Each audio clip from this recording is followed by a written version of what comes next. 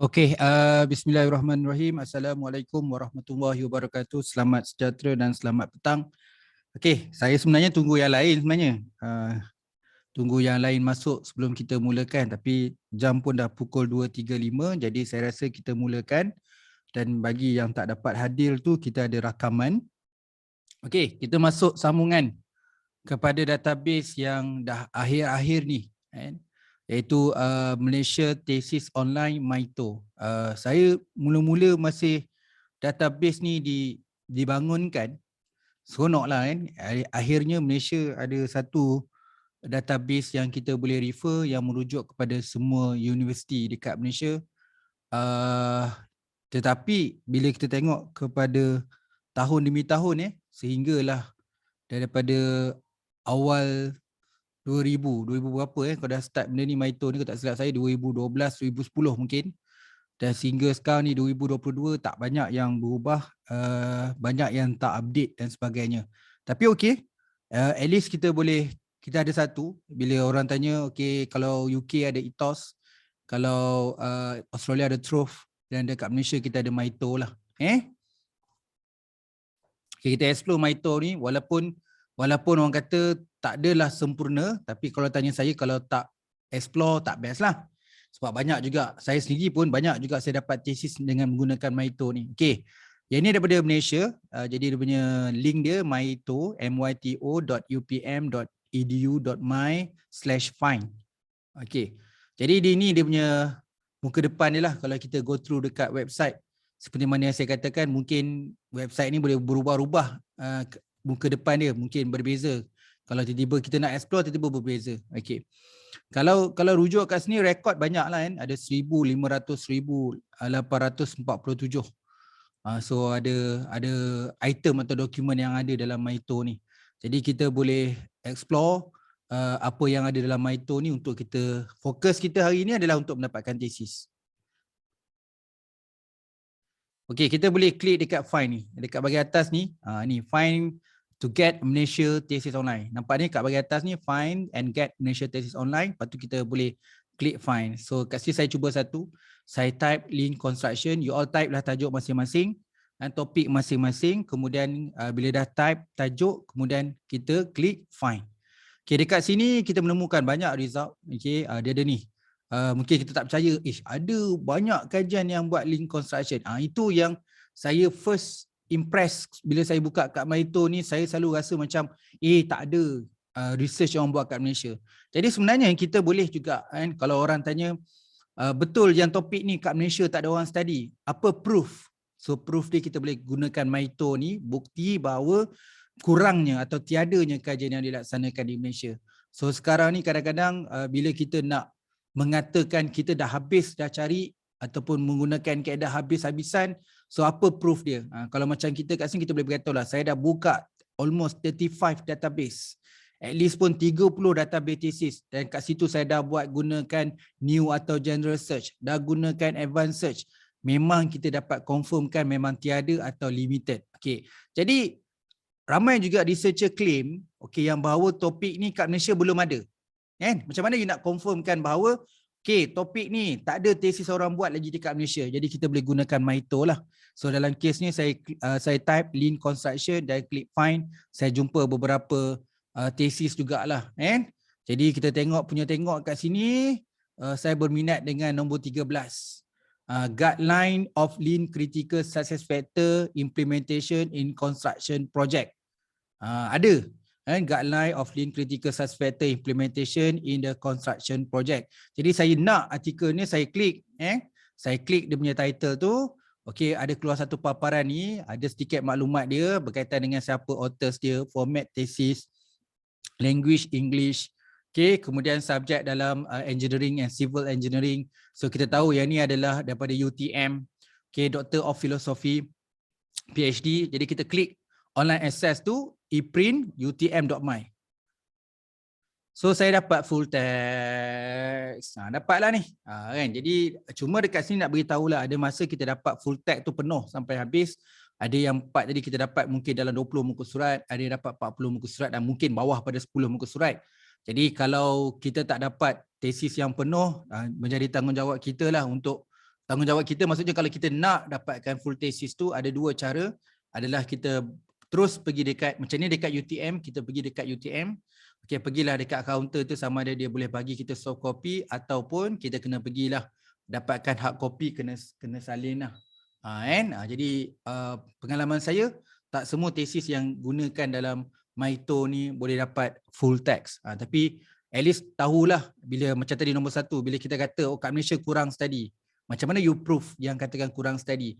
Dah try tak find ataupun search gunakan Maito sebelum you berani overclaim yang mengatakan bahawa topik ni kat Malaysia tak ada study lagi. Itu kena check lah kan. Okay. Ada soalan dekat bahagian chat. Adakah terdapat web khusus semak tajuk tesis di Malaysia? Belum ada lagi. Itu juga yang saya masih awal-awal saya aktif dekat Facebook. Saya aktif dekat Facebook lambat kan. Saya ingat 2015 bila saya explore tesis ni dan saya pernah buat status yang bahawa dekat Malaysia ni kalau kita nak dapat nama syarikat kita boleh check dekat SSM kan. Kita check kat SSM, Suruhjaya Syarikat Malaysia, kita tahu syarikat-syarikat apa yang dekat Malaysia. Jadi siapa nak buka syarikat tak bolehlah pakai nama tu sebab kita boleh check.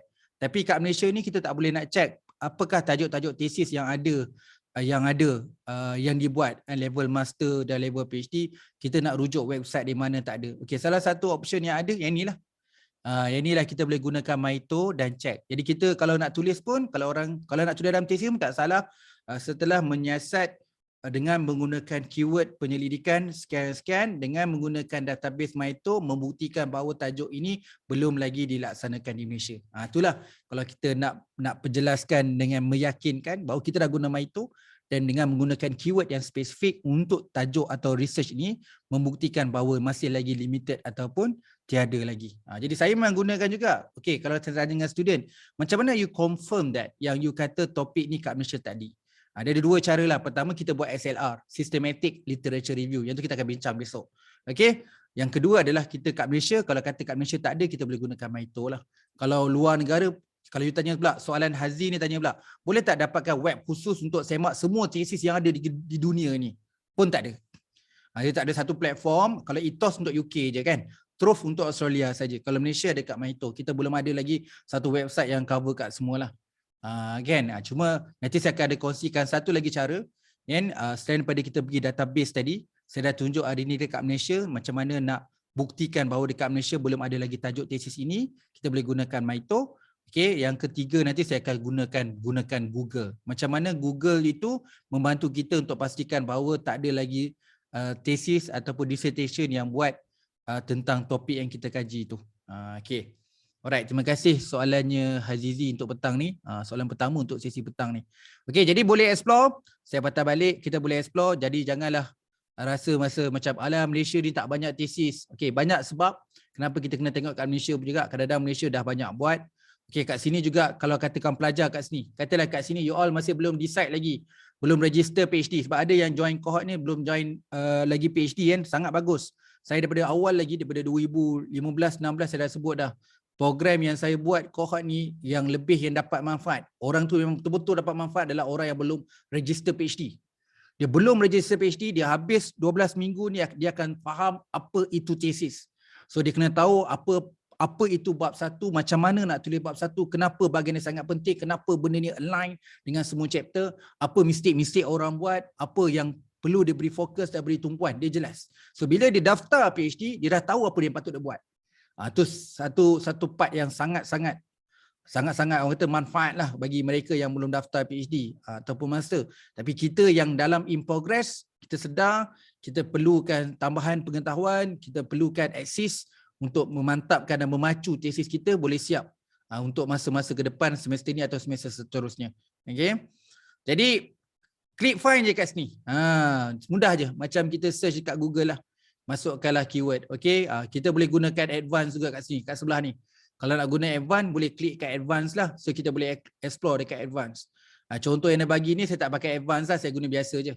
Jadi kalau kita pun dah explore tadi kan, dah guna advance, so kita boleh gunakan advance juga. Okay? So belah kanan tu boleh tengok lah kan. Antara topik-topik yang banyak yang kita boleh jumpa kat sini lah kan. Antara Universiti Utara Malaysia banyak contribution dia dalam ni. Ni universiti-universiti yang aktif lah kalau tanya saya. Universiti Utara Malaysia, Universiti Teknikal Melaka, Universiti Teknologi Malaysia, Universiti Pendidikan Sultan Idris, Universiti Tun Hussein On, Universiti Melaya. Ni antara top-top universiti yang kita tahu bahawa banyak tesis di situ. Kalau tengok kat bawah collection tu you nampak, atas institution, bawah tu UUM ETD. Sebab tu kalau UUM ni memang antara universiti yang terbanyaklah tesis yang dihimpun dalam database. Cuma dekat UUM ni memang untuk internal. Kalau kita nak download tesis dekat UUM secara online, okey, memang kita kena ada username dan password. Cuma pelajar ataupun staff UUM saja yang boleh akses. Okey, kalau kata you alumni, saya pernah, sebab saya alumni UUM juga, saya pernah dia bagi saya seminggu ke 2 minggu password sementara dia bagi. Contact je library bagian resources, e-resources. Jadi dia akan bagilah sementara punya password untuk 2 minggu dan sebagainya. Saya rasa pernah 2 kali kot, tapi bukanlah jarak yang dekat. Second time saya minta lagi. So dia tak adalah macam sekali je dah minta sebelahku alumni, tak adalah minta lagi. So dia bagilah. Okay, boleh cuba dan memang kita akan dapat full text macam saya sebutkan tadi. Okay, yang satu lagi kelebihan dia, saya suka juga walaupun dia tak update, ada satu kelebihan dia, sebelah kanan tu similar, nampak? Bila kita dah klik, kita nak tengok full text untuk guideline of Lean Critical Success Factor Implementation Construction Project, belah kanan tu dia cadangan tajuk yang hampir sama. Tajuk yang hampir sama, ada yang buat Critical Success Factor, safety program. Okay, ada Mazri buat Critical Success Factor for the Construction Organisation, Critical Success Factor for Better Implementation Lean Manufacturing, Kamarudin 2019. 2020 ada yang baru, Critical Top Management Support Influence the Project Success Construction Industry. So ada. So kita boleh tengok juga tesis-tesis yang similar daripada tajuk. Kita nak download paper ni, Lean Critical Success Factor Implementation Construction Project, tapi dia akan suggest similar juga yang kita boleh juga download. Okay, boleh explore minta semua explore untuk dapatkan tesis kat Malaysia. Saya ulangkan balik. So dia sebagai satu proof atau membuktikan bahawa kita dah semak, kita dah investigate bahawa dengan menggunakan Maito, dengan masukkan keyword yang spesifik, dapat membuktikan bahawa topik ini masih lagi belum atau limited lagi kajian di Malaysia yang mengkaji tentang topik ini. Baru kita rasa orang yang bila kita tulis pun kita yakin, bila orang yang baca pun yakin bahawa kita dah buat semakan terlebih dahulu sebelum kita claim that yang katakan Malaysia kurang atau tiada lagi kajian. Okey. Boleh ada soalan setakat ni? Untuk petang ni kita nak santai-santai saja. Jadi kalau ada apa-apa soalan boleh tanya. Seperti mana yang saya ceritakan tadilah sebelum kita break tadi. So benda ni kena buat, kena pergi dekat website, kena explore, kena download. So memang kalau tanya saya memang kena ada data lah, kena ada wifi lah yang bagus supaya nak download. Bagi saya download tak adalah perlukan data yang besar sebenarnya. Sebenarnya kalau tanya saya download pun cepat je nak download PDF ni sebab data dalam bentuk PDF cepat je. Kadang-kadang kita nak buka 3 website boleh, buka Ethos, buka Maito, buka Truth, serentak pun tak ada masalah. Kita boleh download serentak semua benda tu dan kita akan susunlah folder. Jangan tak buat. Buatlah folder. Dalam tu ada folder and folder supaya kita boleh manage dan selepas ni bila kita nak menulis, kita dah ada sumber yang pelbagai. Okey, elok dalam negara dan juga luar negara. Okey, saya ambil contoh. Sebenarnya nak bincang dia banyak. Takkan kita nak buka dekat website UUM, nak buka UTHM, nak buka UPSI dan sebagainya. Kalau tanya saya, term-term, ini catatlah, term-term yang digunakan oleh universiti dekat Malaysia. Okey, kalau luar negara, dia akan guna Electronic Thesis and Dissertation, ETD. Kan? Luar negara, banyak gunakan perkataan ETD, Electronic Thesis and Dissertation. Dekat Malaysia ni berbeza. Okay, kat Malaysia ni istilah ni you kena take note lah. Kalau nak type, kena type perkataan ni lah. Yang pertama adalah e-resources. E-resources. Ada setengah universiti dekat library menggunakan istilah e-resources. Once you type je, e-resources. Contoh kan, e-resources Universiti Utara Malaysia. So dalam e-resources Utara Malaysia tu, dalam tu ada banyak lah. Ada artikel, ada tesis. So kita boleh pilih tesis. Kita boleh buat search. Tapi kalau nak dapatkan full tag, kena masukkan username dan password. Okey, selain daripada e-resources, ada yang gunakan e-print. Electronic print. Rapat, e-print. Ada yang gunakan e-print untuk dapatkan tesis di kat Malaysia. Tadi saya sebut e-resources, e-print. Satu lagi adalah digital. Digital source ataupun digital resources. Disebut digital. digital resources. Inilah term-term yang mesti gunakanlah dalam kita nak menembus dan nak mendapatkan full tag dalam tesis. Okey, kalau tanya saya, kalau paling mudah type je tesis university. Kalau tesis online tesis, tulis type je online tesis UM, online tesis UM, online tesis Universiti Teknologi Malaysia, online tesis daripada Universiti Pendidikan Sultan Idris. UPSI baru start, tak lama. UPSI saya ingat less than 5 years. Tapi memang kita bagi je full text. Tu kelebihan UPSI ni. Dia memang bagi full text. Dia baru lagi. Dia baru mula tapi kita boleh dapat juga full tesis daripada UUM. Okey. Macam saya sebutkan tadi, kita bukan nak refer tesis untuk kita copy and paste. Tetapi kita nak tahu bagaimana orang menjalankan proses dalam sebuah penyelidikan. Kita pun kena dapatkan, contohlah supervisor kita adalah Profesor A. So kita nak tengok previously senior-senior kita yang bawah supervisor yang sama daripada Prof A, macam mana cara penulisan.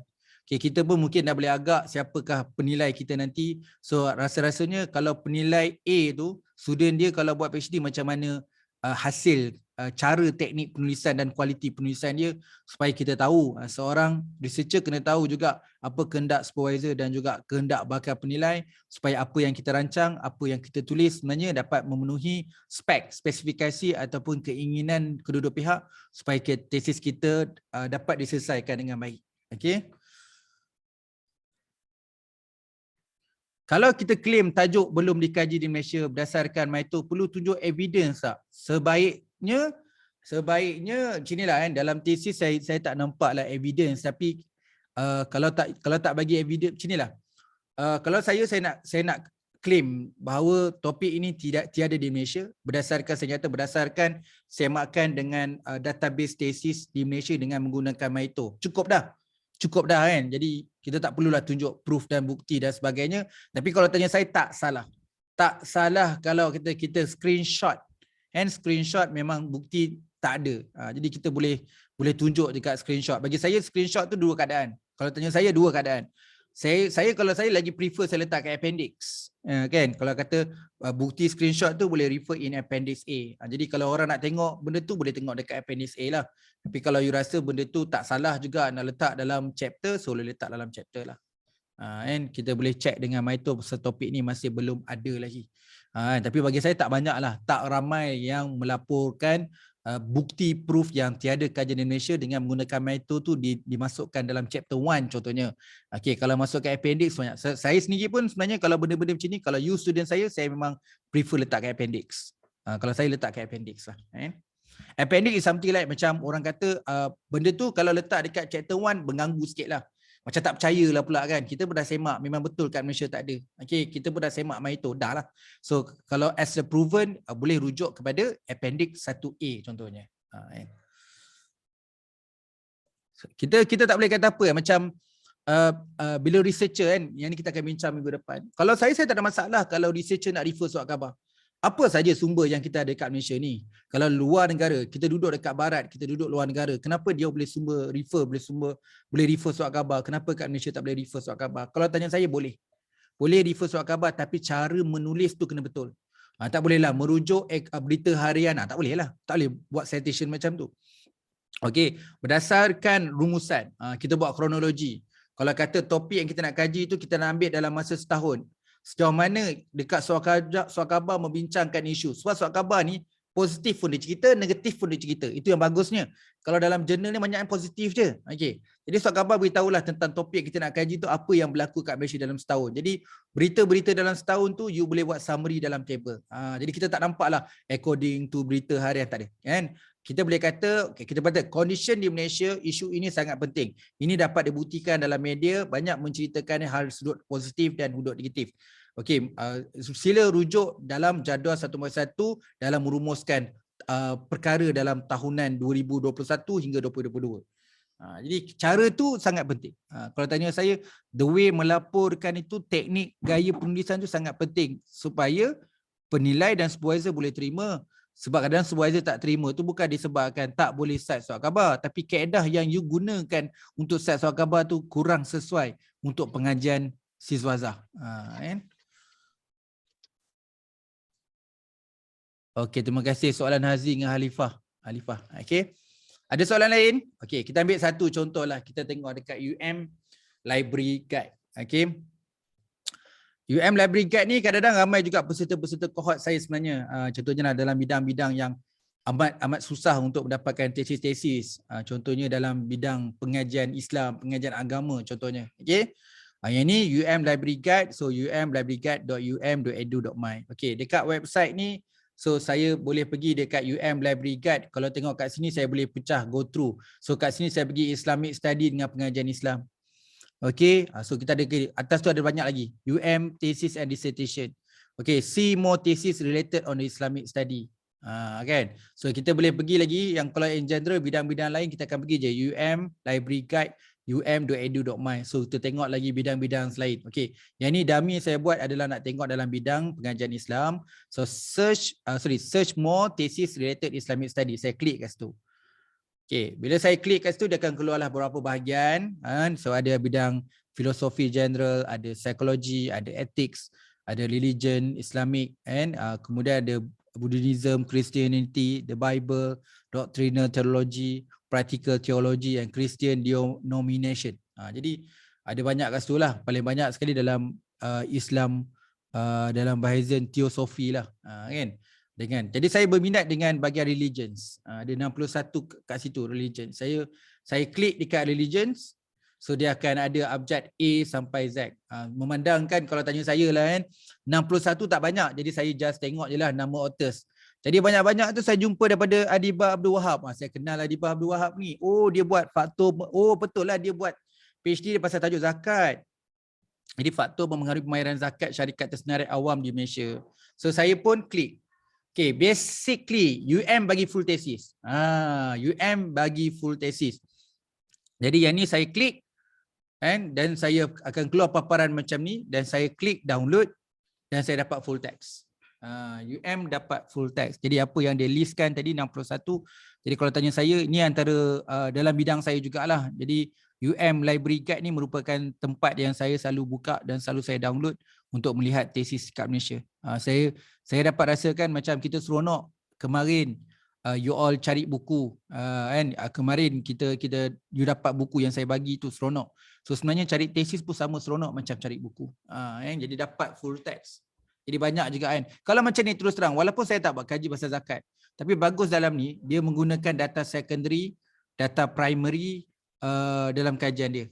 Jadi kita dapat tahu macam mana kita nak blendkan data secondary dengan data primary dalam sebuah penyelidikan dan bagaimana dia menceritakan tentang mixed method juga dalam ni sebenarnya. Ada elemen kualitatif sebenarnya.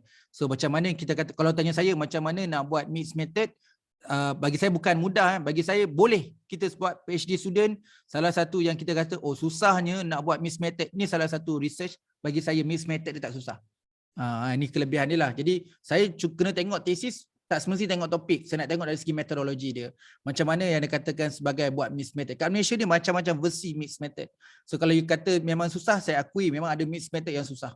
Ada mixed method yang simple. Ya betul, memang ada mixed method yang simple. Kan? Saya tak boleh kata simple tu mudah sangat. Tapi kalau tanya saya untuk tempoh masa dan tidak melibatkan yang kompleks, okey, kadang-kadang masa lama tapi the way untuk interpretation dan keluarkan output tu tak struggle sangatlah. Jadi yang tu kita kena tahu. Asal kita kena ikut kemampuan kita. Kita selaku researcher, memang kita boleh belajar dalam semua perkara, tapi kita kena tengok kemampuan kita sama ada kita boleh buat tak research itu. Kita jangan tengok berdasarkan tajuk, saya boleh buat tajuk ni berdasarkan saya berpengalaman dalam tajuk ni. Tak cukup. Kalau you faham pasal tajuk, tak cukup. Sebab PhD bukan pasal tajuk. Dia adalah berkaitan dengan proses penyelidikan. Kita mampu tak nak siap objektif nombor 1 ni? Mampu ke nak buat objektif nombor 2 ni? Sebab tu kita kena semak banyak tesis untuk tengok, okey, untuk objektif nombor 1 ni apa yang kena buat? Step nombor 1 apa sampai end. Okey, itu kena check. Okey. Nanti boleh explore lagi kat sini. Ini contohlah macam saya sebutkan tadi, kita boleh go through banyak universiti kan. Macam tadi awal saya tunjuk kat sini kan. Ini antara universiti-universiti yang bagi saya banyak lah. Tapi sebenarnya kita dapat tahu sini. Bila you buka kat Maito, kita akan tengok kat sini. Narrow research ni ataupun dekat Malaysia ni, you boleh tahu antara universiti-universiti yang Malaysia yang memang ada database tu. Kan. Jadi kat sini macam just tunjuk lah. Ini antara benda-benda universiti yang bukan terhad, tapi ini yang utama lah. Universiti Utara Malaysia, Universiti Teknikal Malaysia, Universiti Teknologi Malaysia, Universiti Pendidikan Sultan Idris, Tun Hussein On, Universiti Melaya, boleh check more lagi. Ni antara universiti-universiti yang dah ada orang kata e-resources lah, electronic ETD. Macam UM sendiri pakai ETD lah. UUM Electronic Thesis Dissertation. So kita tengok pula sama je kan, nampak ni institution 271, collection pun 271 sebab daripada universiti yang sama. Kalau UTM dia pakai UTM repository, dia macam tu. Okay, kebetulan saya type Lean Construction, tu dapat banyak kat UTM, kat UTM dan sebagainya. Ni kalau Universiti Pendidikan Sultan Idris ni, because student saya lah ni banyak buat topik Lean ni. Okay. Okay, kita dah selesai yang tu, selesai yang ni. Kemudian kita nak bincang tentang Google Application. Okay, sebelum pergi Google Application, ada soalan nak tanya? Okay, kita ada satu. Saya mula-mula tadi nak fikir nak bincang hari ni, tapi saya fikir esok lah.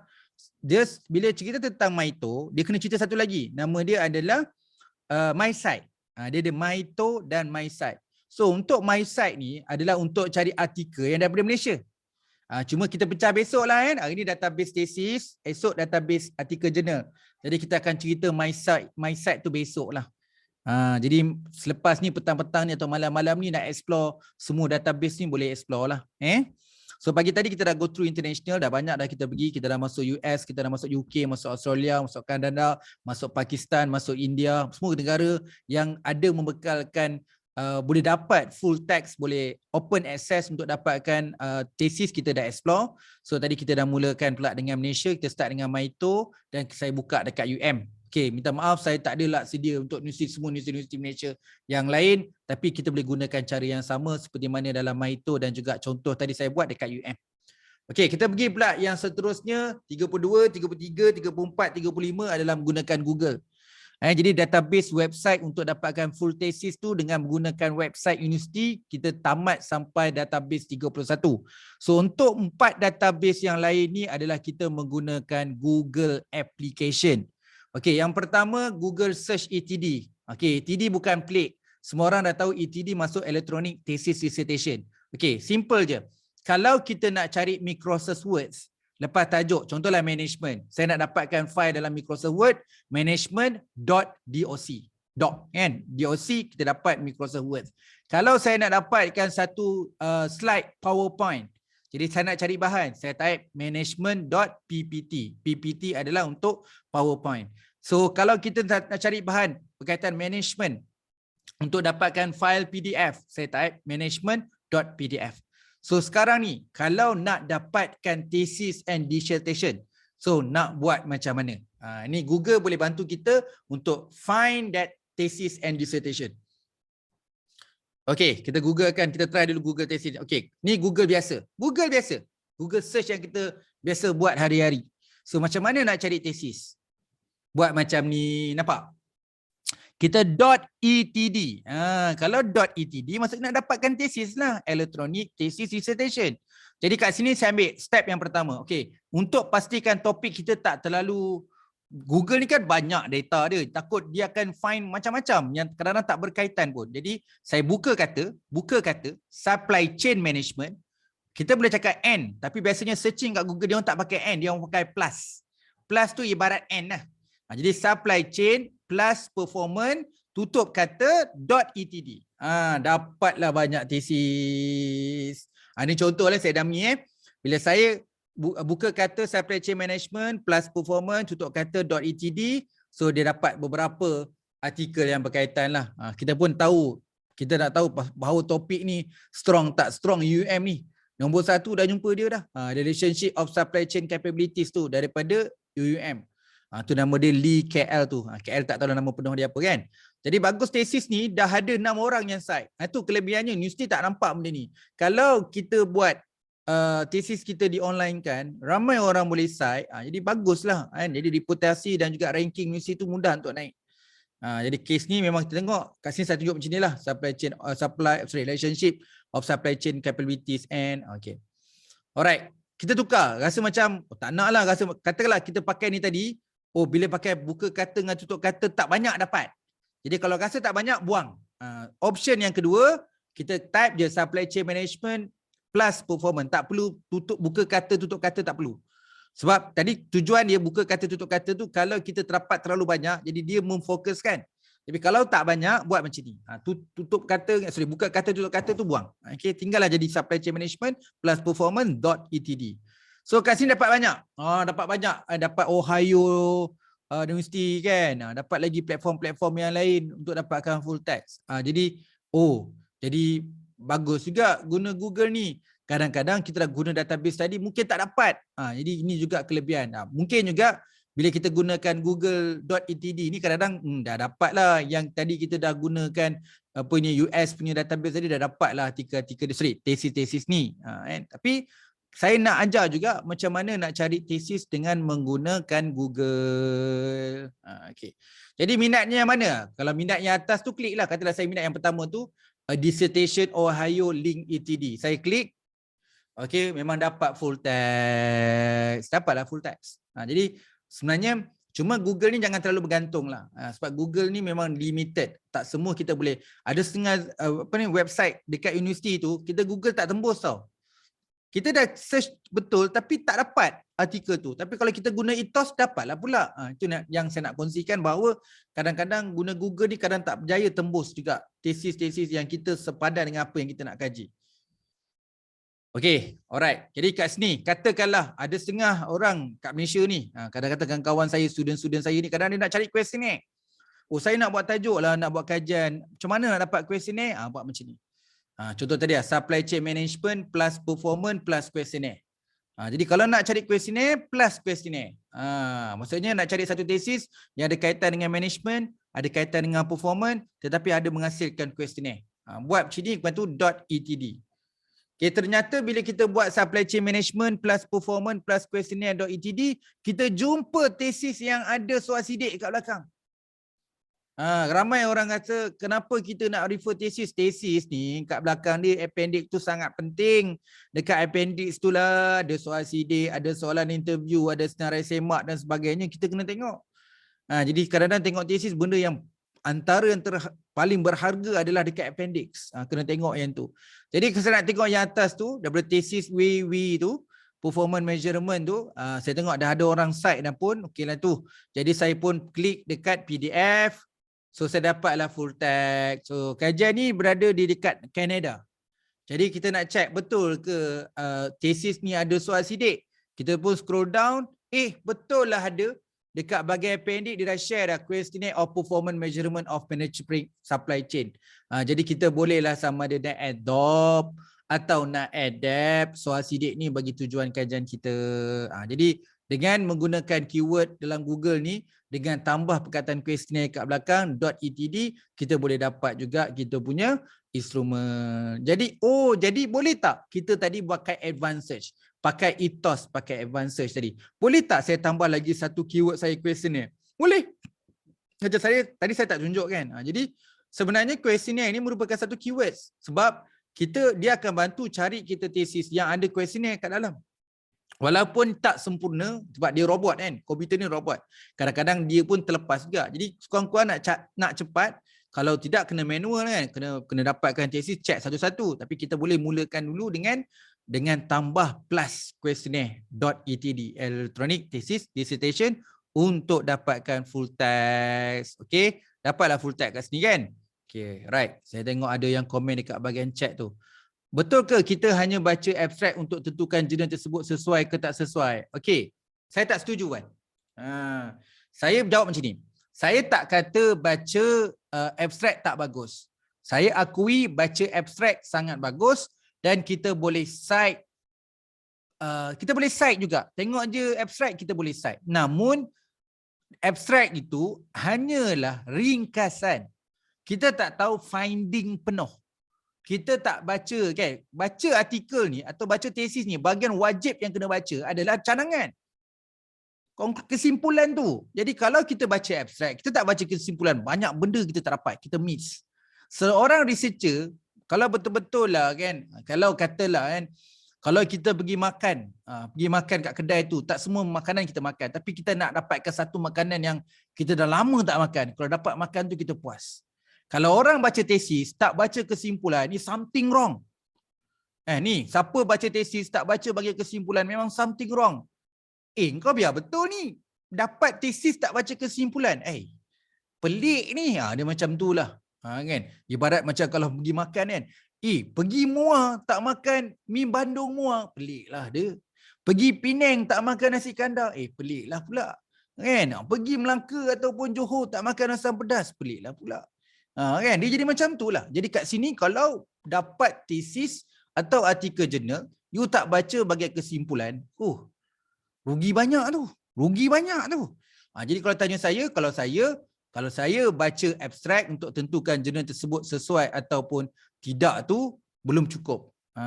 Okay. Saya tak tahu motif Wan untuk apa. Kalau statement ni, betul ke kita hanya baca abstrak untuk tentukan jurnal tersebut sesuai ke tak sesuai. Jadi kalau tanya saya, banyak cara yang kita boleh buat. Contohnya snowball. Okay, snowball. Okay, snowball ni contohnya kalau kata kita baca satu artikel. Satu artikel tu Ahmad dia cite Ali. Kita kata kenapa dia cite Ali ni? Ali ni sesuai lah sebab dia kata kajian Ali pun sama macam Ahmad. Jadi dia dah beritahu dah paper Ali. Jadi kita pun tengok dekat rujukan. Ali ni ada sumber je. Kita pun copy paste tajuk dia, kita nak dapatkan full text. Tu tujuan dia. Baca artikel untuk snowballkan lagi artikel apa yang patut kita baca. Kan? Tapi kalau kita tengok abstrak tu sesuai ke tak sesuai apa yang kita nak kaji tu, ada betulnya. Kita pun download, tengok abstrak tesis. Kita sebelum download, tengok abstrak tesis, betul ke sesuai? Lepas tu nak download artikel, betul ke artikel ni sesuai? Kalau download tak sesuai, jadi tengok abstrak. Betul juga, tapi kalau tanya saya kadang-kadang jangan letak terlalu tinggi, jangan terlalu ambitious, kata ni tesis tidak bersesuaian, ni artikel tidak bersesuaian. Kadang-kadang kita kena tengok isi kat dalam, baru kita tahu bahawa dia ada sesuai atau tidak sesuai. Tapi kalau abstrak tu memang jelas, memang bukan bidang kita, betul lah. Saya pun buat benda yang sama. Okay, bila kita nak tengok artikel, topik ni sesuai dengan kita ni, kita pun buka, tengok abstrak dia. Tengok ke abstrak, confirm ini bukan bidang kita ni. Kan? Ini bidang sains ni, bedah-bedah binatang ni, bukan. Jadi kita boleh skip awal-awal rather than kita download dan akhirnya nanti kita akan keluarkan juga. Kan? Jadi mungkin ikut pada objektif masing-masing lah. Motif dia, saya baca artikel atau tesis, tengok abstrak, what purpose? Nak tulis artikel jurnal ke, memang nak tulis tesis ke, kadang-kadang by objektif tu kita akan lebih jelas motif kita, kenapa kita baca artikel ni, untuk purpose apa, untuk support method ke, nak support teori ke dan sebagainya. Dan kemudian tadi saya cakap kat sini ramai yang orang buat, sebenarnya dia tak baca ke, dia kata paper Ahmad tadi dia cite Ali, kita tak baca pun Ali, kita tak baca pun artikel jurnal Ali, tapi kita cite Ali. Sebab apa? Ahmad cite Ali, kita pun ambil je lah Ali ni, kita masukkan dalam citation kita without you dapatkan full text Ali. Kalau Ahmad tu bohong, kita 2 kali bohong lah. Kita terlalu percayakan Ahmad sebab Ahmad cite Ali sekian-sekian, kita anggap benda tu fakta, benda yang betul. Tapi kita tak baca paper Ali. Jadi kat situlah berlaku kadang-kadang kita dalam penyampaian maklumat tu jadi macam 2 kali tak betul lah. Okay, ada soalan lagi sebelum saya masuk yang ke-33 ni. Kita nak masuk Google Scholar account. Jadi penting juga dalam aplikasi Google ni, kalau tahu apa itu Google Scholar. Kalau tak tahu Google Scholar, hilang satu nikmat lagi. Kan? Jadi Google Scholar boleh dapatkan artikel jurnal dan boleh tahu siapa expert dalam bidang kita. Katalah besok-besok dah buat instrumen, dah ada soal sidik, ada checklist, senarai semak, ada soalan sidik. Jadi bila nak bangunkan soal sidik tu, you nak refer item-item kan, ataupun artikel-artikel yang betul-betul bersesuaian. Macam mana you identify pakar? Siapa lantikkan pakar? You lantik pakar berdasarkan apa? Kita cakap berdasarkan pesyarah. Pesyarah apa? Pesyarah dalam bidang. Jawapan kita tak cukup kuat sebenarnya. Okay, saya mencari pesyarah yang dalam bidang dengan menggunakan Google Scholar. Baru kuat. Baru kita nampak macam tadi kan. Okay, saya dah confirm bahawa tiada kajian di Malaysia setelah saya semak di Maito. Okay, sama juga dalam kes ni. Saya dah semak dekat Google Scholar ada atau tiada. Kan? Okay, ini googlescholar.com. Okay, apa-apa pun kalau saya nak advise, kita ni tak nak, suka ke tak suka, kena ada email berkaitan dengan Gmail lah. Bukan apa, sekarang ni banyak function gunakan Google application, kita kena ada akaun Gmail. Siapa dah ada akaun Gmail, okay. Ataupun nak buat akaun Gmail yang elok sikit, kadang-kadang akaun Gmail kita nama username zaman-zaman sekolah dululah. Jadi tak payahlah pakai username zaman-zaman sekolah tu, pakai nama penuh. Kalau boleh buatlah email official Gmail pakai nama penuh kita. Okay. Alright. Jadi bila you type je Google macam biasa ataupun type je scholargoogle.com, dia ada dekat bahagian atas tu macam topi convo tu, my profile. Yang ni lah kita nak buka akaun kita nanti. Jadi klik dekat gambar topi convo tu, my profile. So dia akan keluar macam ni. Saya nak advise untuk register ni jangan ambil susah. Daftar 2 perkara je. Nama dengan universiti cukup. Yang lain tu keliat. Google ni ada benda yang kadang kalau kita isi penuh nanti ada je maklumat tak lengkap. Oh, kena isi ni. Basically saya advise isi je nama dan juga affiliation tu. Nama dan universities. Kan? Okey. Kemudian klik next. Lepas klik next, okey, dia akan keluarlah nama Nurul Fazli. Dia tengok kat bawah ni banyak nama Nurul Fazli. Just tick nama kita sendiri. Tu arahan pertama. Tolong tick nama kita betul, yang benar-benar betul je ada. Kalau bukan nama kita jangan tayar tick. Okey, katakanlah nama kita langsung tak ada. Nama kita langsung tak ada, maksudnya kita langsung tak pernah tulis artikel lah. Langsung macam siapa belajar dekat UTM, at least final year project dia online kan juga. Jadi kalau UTM adalah kan. Kalau yang buat master mungkin ada juga. Dalam kes ni kalau tak ada tak mengapa. Okey, kalau nama dia tak ada, pinjam satu nama. Pinjam satu nama. Contohlah kat sini kan, atas 155 artikel, satu bawah 2 artikel. Pinjam yang 2 artikel ni. Tik Nurul Fazli ni, kemudian klik yang gambar anak panah biru ni. Sebab kalau you tak tik satu, dia tak boleh proceed. Kita tak ada artikel lagi, tak apa, pinjam satu orang. Jadi pindahkan supaya kita boleh kita klik kat situ. So bila you klik, so dah kira dah siap dah ni. Okey, lepas tu kita klik dan okey, bila dah ada account nanti boleh edit lah. Kalau tanya saya, make sure kena dah createkan account dulu. Jadi kita pun klik dan lepas tu kita dah ada account kita. Kalau nak update, pergi tu. Dekat Nurul Fazli, gambar pensel tu, klik kat situ. Masuklah email address ke, nak masuk gambar ke, kena. Dia nak buka account Google Scholar, cara paling mudah macam ni. Edit kenian. Jangan isi semua maklumat. Macam kes saya tadi, cukup nama penuh dengan nama universiti. Cukup. Dan lepas tu klik next. Okay. So bila dah wujud account ni, barulah kita edit. Nak masukkan gambar ke, nak masukkan email dan sebagainya. Okay. Sekarang kita ni dah ada account, nak buat apa? Okay, nombor 1 dah buka account. Okay, selesai dah. Nombor 2 kita nak buat search. So nak search apa? Search expert. Macam mana you tahu dalam bidang UD dekat Malaysia siapa expert? Kita ni bidang kat luar negara siapa expert? Macam mana? Type pula. Klik dekat gambar searching tu. Gambar macam gambar search tu, klik kat situ. Bila you klik kat situ, dia akan keluar macam ni. Search profile. Dia akan keluar search profile. Bila you klik dekat gambar kantar search tu, dia akan keluar search profile. Dekat search profile ni, apa nak buat adalah you klik macam ni. Yang depan tu dia punya command dia. You kena type label. L-A-B-E-L titik dua tindih. Rapat. Semua rapat. Okay, dalam command ni tak ada jarak. Dia kena rapat. Jadi semua orang ni kena type L-A-B-E-L ni wajib. Semua dalam bidang kena buat. L-A-B-L titik dua tindih. Lepas tu bidang kita lah. Kalau saya nak cari siapakah expert lean healthcare. Okay. Semua jarak dekat, tak ada space. Lean. Okay, dia tak boleh kosong. Lean healthcare kan jarak. Jarak tak boleh. Sebab tu saya letak underscore. Lepas tu lean underscore healthcare. Lean underscore healthcare. So dia akan dapat identify siapakah expert. So kalau siapa tanya panel, tanya supervisor, okay, dalam bidang lean healthcare ni siapa expert? So boleh gunakan Google Scholar, lepas tu klik search. So dia akan keluarlah beberapa expert. Kalau macam ni tak sedar diri ni, saja je nak type expert diri sendiri kan. Jadi bila saya tekan lean healthcare tu, saya kalau dari segi worldwide saya nombor 3 lah. Kan? Jadi saya memang buat lean healthcare tu. Jadi bila orang type lean healthcare tu, kalau kat Malaysia jumpa kat saya lah. Jadi kalau dalam kes ni kadang-kadang hospital panggil saya kan, KPJ panggil ke, Asunta panggil ke, Pantai panggil ke, sebab yelah saya ada tahu sikit lah berkaitan lean healthcare ni. Jadi kat kes ni kita tahulah, okey, selain daripada si Muhammad Nurul Fazli ni, ada Profesor Muhammad Mahdi Saperi, yang this one. Okey, kemudian ada juga daripada Salvian Landry ni. So orang-orang ni kita boleh rujuk sebagai international untuk sahkan kita punya soal sidik ke instrumen. Kalau dekat Malaysia boleh rujuk Nurul Fazli ni. Okey, you all gantung. Kalau kata you nak bidang education management, type L-A-B-E-L titik dua tindih semua rapat, type education underscore management. So akan keluarlah semua expert dalam bidang education management. Jadi kat tu tujuan dia lah nak tahu expert ni kan. Nanti orang kata kita ni selalu cakap siapa expert? Pensyarah. Macam mana nak identify expert? Kena tengok bidang. Yelah, macam mana nak tahu bidang? Dah tak tahu nak jawab. Zaman sekarang zaman digital.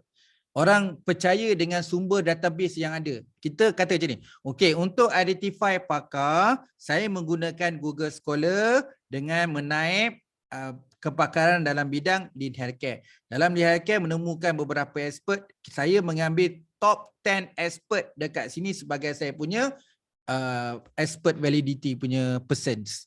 Jadi jawapan itu sangat meyakinkan. Jadi buat PhD ni kita belajar benda tu sebenarnya. Kita tak boleh cakap overclaim benda ni bagus, benda ni tak bagus tanpa without support. Tanpa ada sebarang fakta yang meyakinkan, menyebabkan orang yakin bahawa benda tu adalah betul, benda tu ada supportnya. Jadi banyakkan sekarang ni student saja je ambil pensyarah macam mana, mentang-mentang supervisor duduk bilik 1, kawan-kawan kat situ ada pensyarah bilik 2, bilik 3, bilik 4, main ambil kat situ je. Jadi belum tentu pakar pun, kita main ambil macam tu. Jadi banyak juga masa kat Viva personally kita bising jugalah mengatakan student ambil jalan mudah untuk identify expert, main tarik je siapa-siapa pensyarah.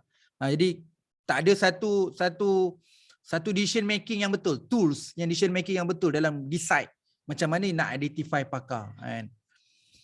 Okey, tadi cakap ambil satu nama kalau kita tak pernah tulis artikel, if kita letak nama supervisor kita boleh tak? Okey, dia ada dua cara, dia tak kisah apa-apa sebab dia pinjaman je, lepas tu you kena delete.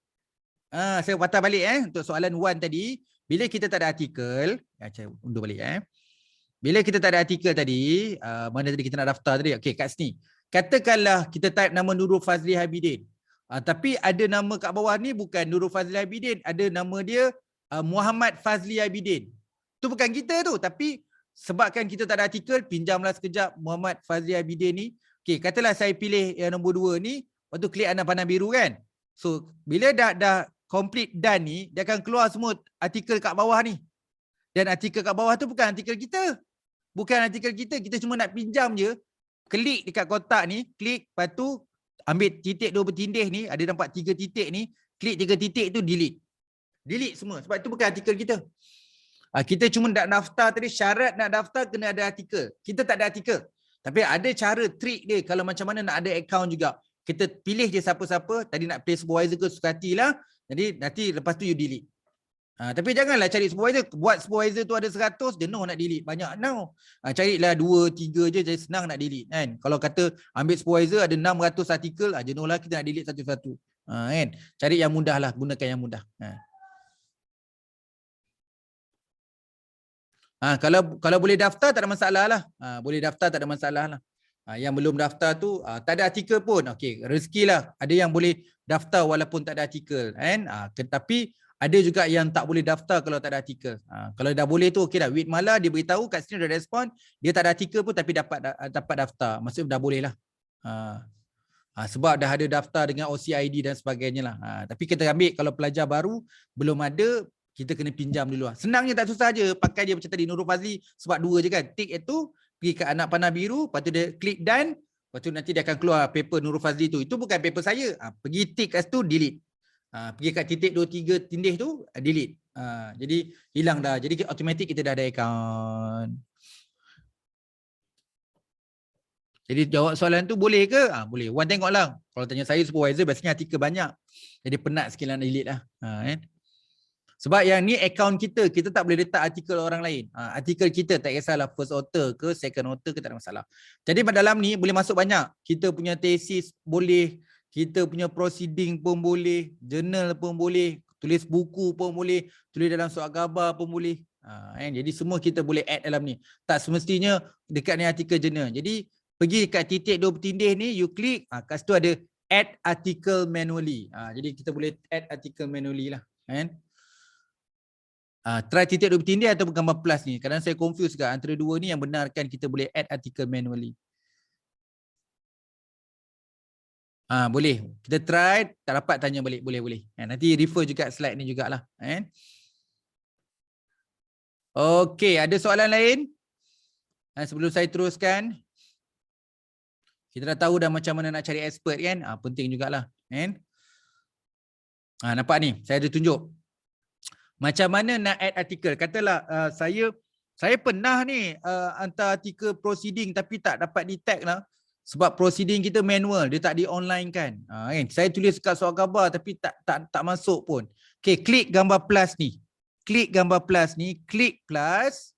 Okay, dia akan kata add article manually. Maksudnya kita masukkanlah kita punya thesis degree kita, apa semua tu boleh add article manually. Klik dekat situ. So pilih, nak masukkan journal boleh, conference boleh, book chapter boleh, buku boleh, thesis boleh. Adik-adik thesis lah, dissertation, final year project pun boleh. Pattern, court case dengan others ni. Court case tu susah lah sikit. Kalau ada tu lain-lain lah. Jadi boleh masukkan supaya dia bila buka account nanti orang akan tahu, oh dia ni ada thesis, time degree dia ada. So dia ni ada buku, dia ada bab dalam buku. So boleh update manually dengan cara bila kita dah buka account tadi, okay, pergi dekat gambar simbol plus ni, kemudian klik dekat add article manually, kemudian masuklah. Pilihlah satu-satu. Tak boleh buat semua serentak, buat satu-satu. Okay, title yang pertama, okay dah, buat satu lagi. Dia bukan buat sekali arung, dia buat satu-satu. Okay. Alright, kita nak try Google Scholar pula. Okay. Google Scholar adalah bagaimana kita nak buat macam snowball. Okay. Kadang-kadang susahnya, kompleksnya bidang kita ni. Saya cuma dapat jumpa satu artikel je betul-betul sama dengan bidang saya. Katakanlah situasi kita berada macam tu. Macam mana kita nak dapatkan artikel lain yang similar dengan artikel yang kita dah dapat ni, yang dah ada ni. Macam mana? Okey, kat sini kita boleh gunakan Google Scholar. Google Scholar ni penting jugalah bab-bab ni. Sebab tu saya kata Google ni bukanlah kita tolak mentah-mentah. Kita gunakan database yang betul, tapi kita lepas tu baru gunakan Google Scholar untuk part yang terakhir. Tapi kita kena tahu teknik macam mana nak gunakan Google application ni. Okey, Google Scholar search. Okey, nombor 1 kat sini kita nak try Google Scholar. Okey, Google Scholar type je. Jadi tak payah klik my profile. My profile tu kita punya account kan. Google Scholar kat sini. Katakanlah saya buat research tentang Islamic leadership contohnya. Jadi saya jumpa satu je artikel kat dunia ni. Jadi apa yang saya buat, saya type tajuk artikel yang saya jumpa satu tu, saya type tajuk tu, saya paste dekat ruang search ni. Okay, saya pun copy, lepas tu saya paste kat sini, lepas tu saya klik search. Okay, alright. Ini saya buat dummy lah, Lean Healthcare. Mana ada tajuk Lean Healthcare kan, tajuk mesti panjang kan. Okay, jadi you copy paste tajuk you dalam ni, lepas tu klik search. Okay, katakanlah tajuk saya adalah Trend and Approach in Lean Healthcare. Katakanlah tajuk saya adalah Trend and Approach in Lean Healthcare. Patutnya tadi kat sini saya type Trend and Approach in Lean Healthcare. Okay, bila saya type Trend and Approach in Lean Healthcare, klik, jumpalah artikel yang saya dah ada jumpa tu. Okay, nak buat apa kat sini yang saya dah kotak warna merah ni? Okay, dekat sini kita nak snowball, apa lagi artikel yang possibility sama dengan artikel ni. Jadi klik dekat, ada banyak tu kat bawah tu, ada cite by, ada related article. Tolong cite kedua-dua ni. Tolong klik kedua-dua ni. Klik cite ni, kita tengok siapa yang cite jurnal ni, artikel ni. Maksudnya siapa yang cite artikel ni ada possibility buat benda yang sama, buat topik yang sama. Maksud kat sini possibility, possible. Maksudnya orang yang cite ni, orang yang cite paper LB de Souza ni ada possibility membuat topik yang sama dengan LB de Souza, itu Trend Approach in Lean Healthcare. Kemudian topik Trend and Approach in Lean Healthcare ni, siapa lagi tulis tajuk artikel dia similar dengan tajuk di atas? Tu related artikel. Jadi jangan lupa klik dekat site by 700 dengan related artikel. Mungkin di situ kita akan jumpa artikel lain yang similar dengan paper yang kita dah ada sekarang, iaitu Trend Approach in Lean Healthcare. Okay, tu kena ambil tahu. Itu namanya cara kaedah snowball. Kalau kita jumpa satu artikel je, kita type nama artikel tu, kemudian klik search dan kita akan dapat dia artikel kat sini. Dan kat sini kita kena klik dekat site dan juga related artikel untuk cari lagi mana-mana artikel yang similar dengan topik kita supaya kita boleh buat review dan kita faham dalam proses penyelidikan. Okey, kemudian katalah ini dah paper dia saya klik tadi. Inilah paper ni, dia duduk dekat Emerald. Okey. Saya nak jelaskan perkara. Kadang-kadang sampai sekarang kita pakai Google Scholar tapi tak faham lagi. Okey, apa maksud simbol bintang? Simbol pembuka kata ni. Apa maksud site related dengan version? Okey, apa maksud bintang? Okey. Bintang ni save nama dia. Bila you klik save ni, dia klik bintang ni, dia adalah save. Sebenarnya dalam Google sendiri tu dia dah macam dah boleh lock. Kita ada library kita sendiri. Sebenarnya kalau Google ni kita ada library kita sendiri. So kalau kita klik star tu, maksudnya kita tahulah kita nak save artikel ni. Artikel ni kita nak. Okey, itu kalau klik bintang. Kalau klik pembuka kata ni, ini lagi best. Tak ramai orang tahu. Buka kata ni bantu kita kalau kita dah site LB di Sauza ni nak buat citation. Alamak, nak kena print out lah, nak kena cari nama jurnal dia, nak kena tengok page number apa dan sebagainya kan. Kan susah buat tu kan. So dalam kes ni kita boleh gunakan Google Scholar ni. Klik je dekat pembuka kata ni, apa jadi nampak keluar jadi macam ni. Dia bagi kita rujukan. Jadi kita biasa pakai APA kan. Tu dapat di Sauza LB Trend and Approach in Lean Healthcare Leadership in Health Service. Jadi dah bantu dah. Jadi kalau siapa-siapa yang bila dah site di Sauza ni tapi lupa nak masukkan bahagian reference, type tajuk dia, pergi dekat Google Scholar, nanti keluar paparan macam ni, kliklah gambar pembuka kata dan kita dapatlah reference penuh dia. Jadi ramai yang tak tahu kadang-kadang nak buat reference. Siapa yang guna Mendeley dengan EndNote sangat bagus, sangat hebat lah bagi saya. Memang itu yang sepatutnya. Tapi ada antara kita ni guna manual. So manual ni cara yang boleh kita buat dengan cepat adalah dengan menggunakan Google Scholar, type balik tajuk artikel yang kita baca tu. Bila nak laporkan citation, kita klik dekat gambar pembuka kata. Okey, site tak ada masalah. Maksudnya orang yang merujuk artikel kita. Jadi 700 orang yang site artikel kita tu kita boleh tengok, boleh semak lah. Kita boleh check lah. Oh, kat sini kita tahulah banyaknya kan. Oh, jurnal-jurnal otai pun site kita. Elsevier site, jurnal IWW pun site. Mostly Elsevier lah. Baguslah topik ni. Elsevier banyak yang site kita. Jadi kita tahu siapa yang site kita. Di sini kita tahu ada 700. Okey, kemudian related artikel. Maksudnya tajuk-tajuk yang seakan-akan dengan trends and approach in healthcare. Jadi dia temukan kat sini lah. Jadi kita tengoklah paper yang mana yang lain macam lean thinking in healthcare pun kita boleh download. Can lean save life boleh download. So kadang-kadang kita dengan macam tadi lah paper Maito tu kan. Bila kita search satu dia bagi cadangan similar. Sama macam ni. So dia akan cadangkan related artikel yang sama dengan topik yang kita nak cari ni. Okay, version maksudnya artikel yang sama, you dapat paper trend in approach in healthcare tu tapi di 3 website yang berlainan. You dapat, okay, you boleh download dekat platform A, you boleh download dekat platform B, you boleh download dekat platform C. Itu maksudnya version. Okay, yang ni lah. Kalau nak tengok kat sini, kita punya version ada 3 lah. Boleh download yang mana-mana lah. Okay, kita nak pergi Google Trend. Setakat ni ada soalan nak tanya pasal Google Scholar untuk kita snowball kan? Ada soalan nak tanya?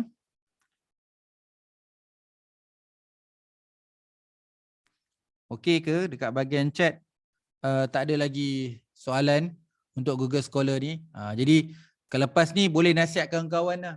Kalau dia tak tahu macam mana nak cari artikel, aku jumpa satu artikel je. Bab sini kau punya tajuk. Bab sini kau punya tajuk.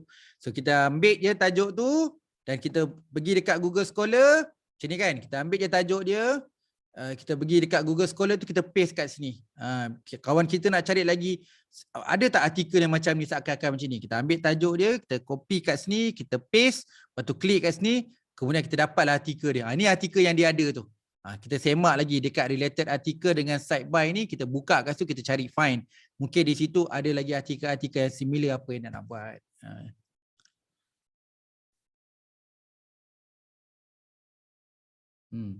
Connected paper and Google Scholar. Sekejap saya cuba nak respon lagi. Okey, Hazizi, saya nak faham maksud dia. Connecting paper and Google Scholar. Apa maksud dia kat sini Boleh jelaskan tak soalan tu saya tak dapat tangkap soalan nak connecting paper dan Google Scholar. Maksud dia macam mana tu?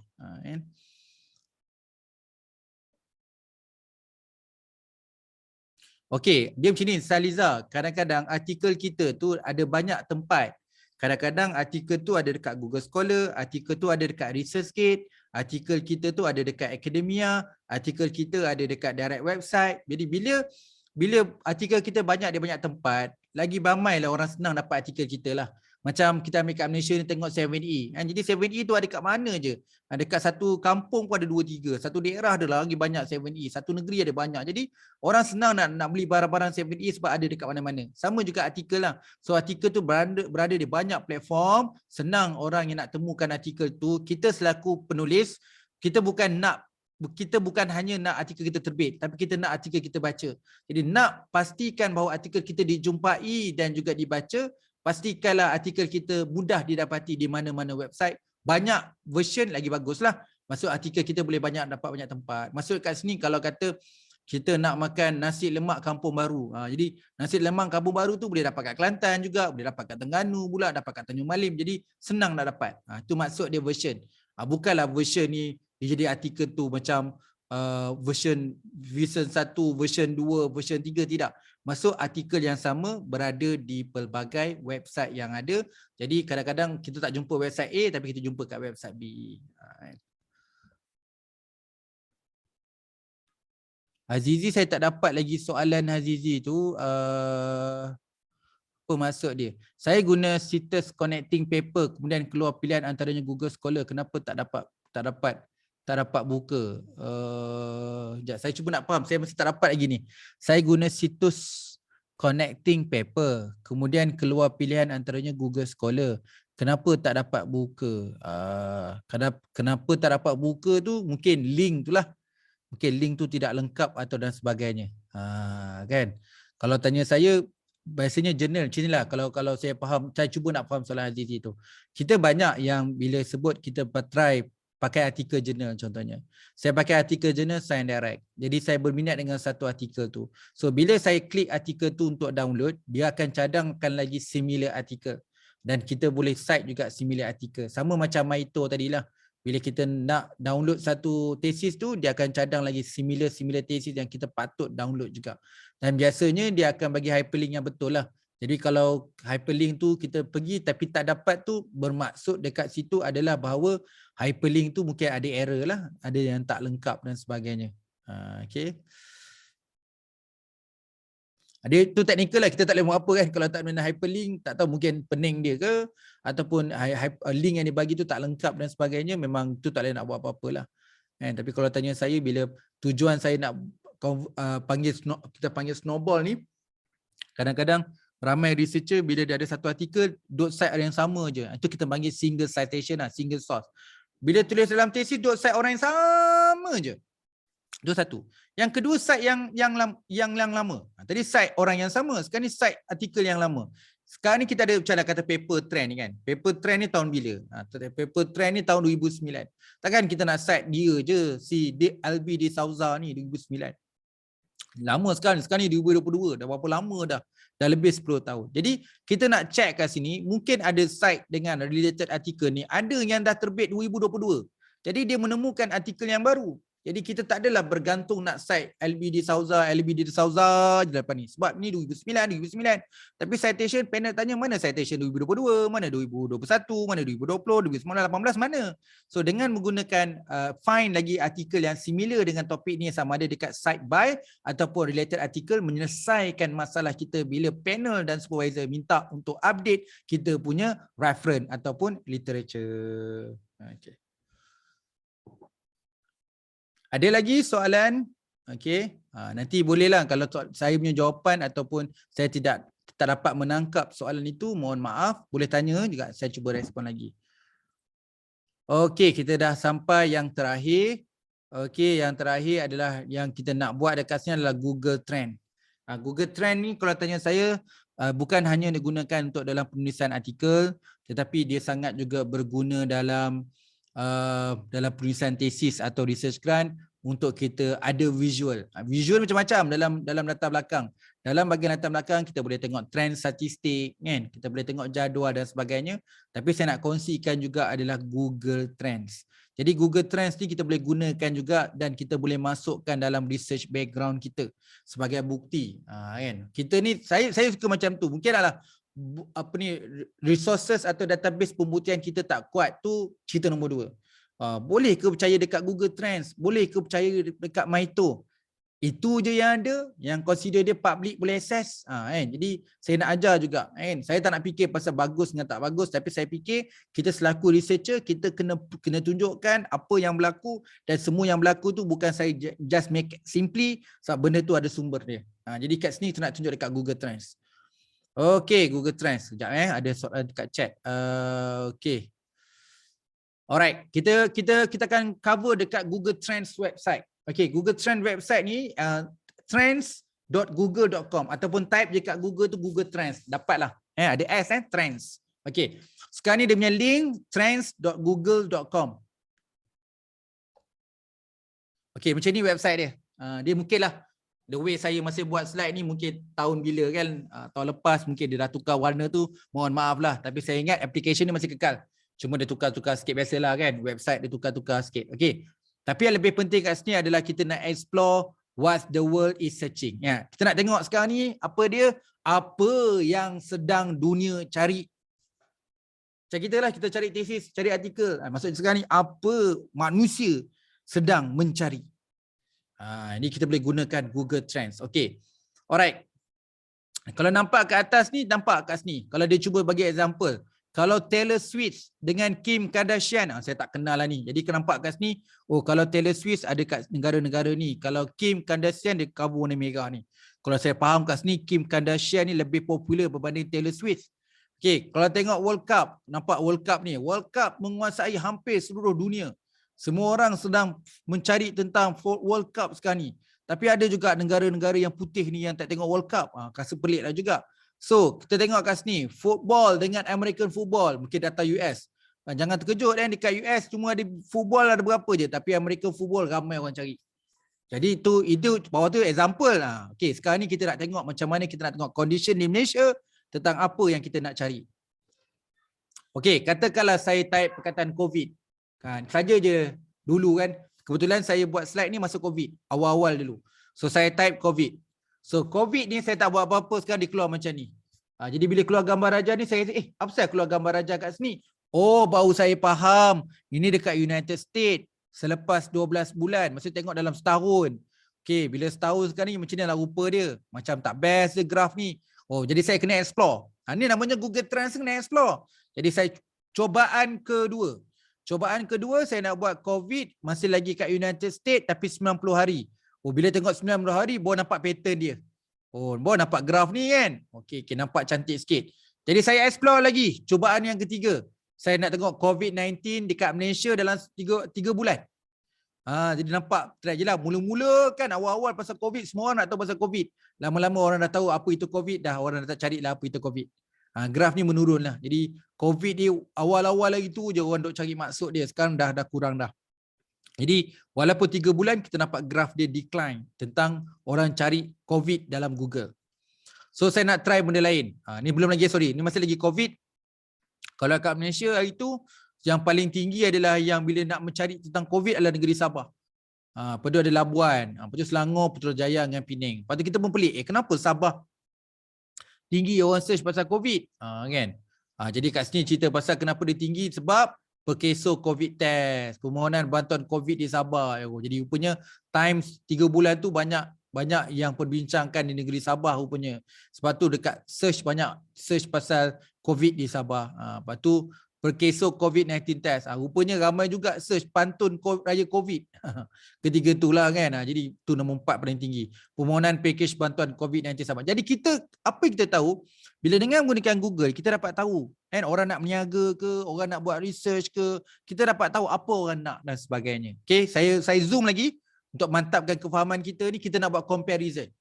Kelebihan Google Trend ni, dia bukan hanya untuk explore, tapi untuk compare. Okay, katakan kan, saya nak tengok, saya nak kaji, saya mungkin bukan orang Malaysia. Saya nak tengok di Malaysia, saya nak pilih kat sini, saya pilih Malaysia. Saya nak compare antara Facebook dan Instagram. Okay, selama seminggu je, dalam masa 7 hari, saya nak tengok kat Malaysia, Facebook dan Instagram. Okay, tapi dalam konsep travelling. Business kat sini adalah travel. So kalau tengok travelling kat Malaysia ni, kalau tengok dalam 7 hari, lebih tinggi dekat Facebook. Jadi kena faham lah, kalau kat Malaysia ni kalau nak buat package, katalah nak pergi ke France, saya kena gunakan marketing Facebook sebab orang Malaysia banyak cari dekat orang Google banyak dekat Facebook. Maksudnya Facebook lebih tinggi daripada Instagram kalau konteks travelling lah. Saya cuba yang lain pula. Kalau Facebook dan Instagram dari segi shopping sama. Jadi kat Malaysia ni kalau cerita pasal nak shopping, kita kena buat dua-dua. Instagram pun kena buka, Facebook pun kena buka. Walaupun orang kata Facebook untuk orang tua, Instagram untuk orang muda. Tapi dalam kes ni, kalau konsep dia shopping, kita kena pakai dua-dua. Jadi dari segi marketing purpose, kena buat dua-dua. Okey, kalau kat sini nak buat Facebook dan Instagram, kalau dari segi internet dan telco. Kalau cerita pasal internet dan telco, dia terang-terang kat sini nampak dekat Instagram. Kalau kita boleh kata Instagram tu banyak orang muda, bila cerita pasal internet dengan telco ni memang fokus kita pada orang muda. Jadi kita nampak kat sini, okey, kalau kata nak target jualan untuk telco dengan ni, kita target pada orang muda lah. Jadi kita kena promote dekat Insta lebih. Facebook boleh tapi lebihkan pada Insta. Okey. Okay, saya cuba lain pula. Nasi kandar dengan nasi biryani. Saya tengok dekat Malaysia, 7 hari terkini, saya tengok orang Malaysia ni lebih prefer nasi kandar ke nasi biryani. Dan saya nampak kat sini orang Malaysia lagi prefer nasi kandar pada nasi biryani. Kat sini saya tengok food and drink lah. Jadi kat sini saya pakai YouTube search. Sebab kan banyak orang tengok kat YouTube kan. Jadi YouTube search, tengok dekat kat sini Malaysia dalam masa 7 hari food and drink berdasarkan YouTube search lebih pada nasi kandar. Okay, itu contohlah saya nak kongsikan Google Trends. Sebenarnya kita dah cukup dah 35 database, 31 melalui website, spesifik website menembusi universiti-universiti ataupun database-database kerajaan untuk mencari tesis secara habis-habisan. Kemudian ada 4 platform yang saya kongsi untuk Google application, tambah lagi 4 database, secara total 31 campur 4 adalah 35. Okay, saya buka soalan jika ada soalan untuk sesi petang ni. And mungkin kita tak ramai. Jadi bila tak ramai, soalan pun tak banyak, kita pun boleh habis awal. Jadi ada apa-apa soalan? Saya ada part tadi, awal-awal saya nak fikir, saya nak kongsi juga my site tu. Tapi fikir, tak apalah, jangan celaru lah. Hari ni kita fokus tesis je. Besok, bukan lama pun, besok je. Besok kita akan fokus pada artikel jurnal. Jadi banyak tu, ada buku, ada tesis, ada jurnal, kan.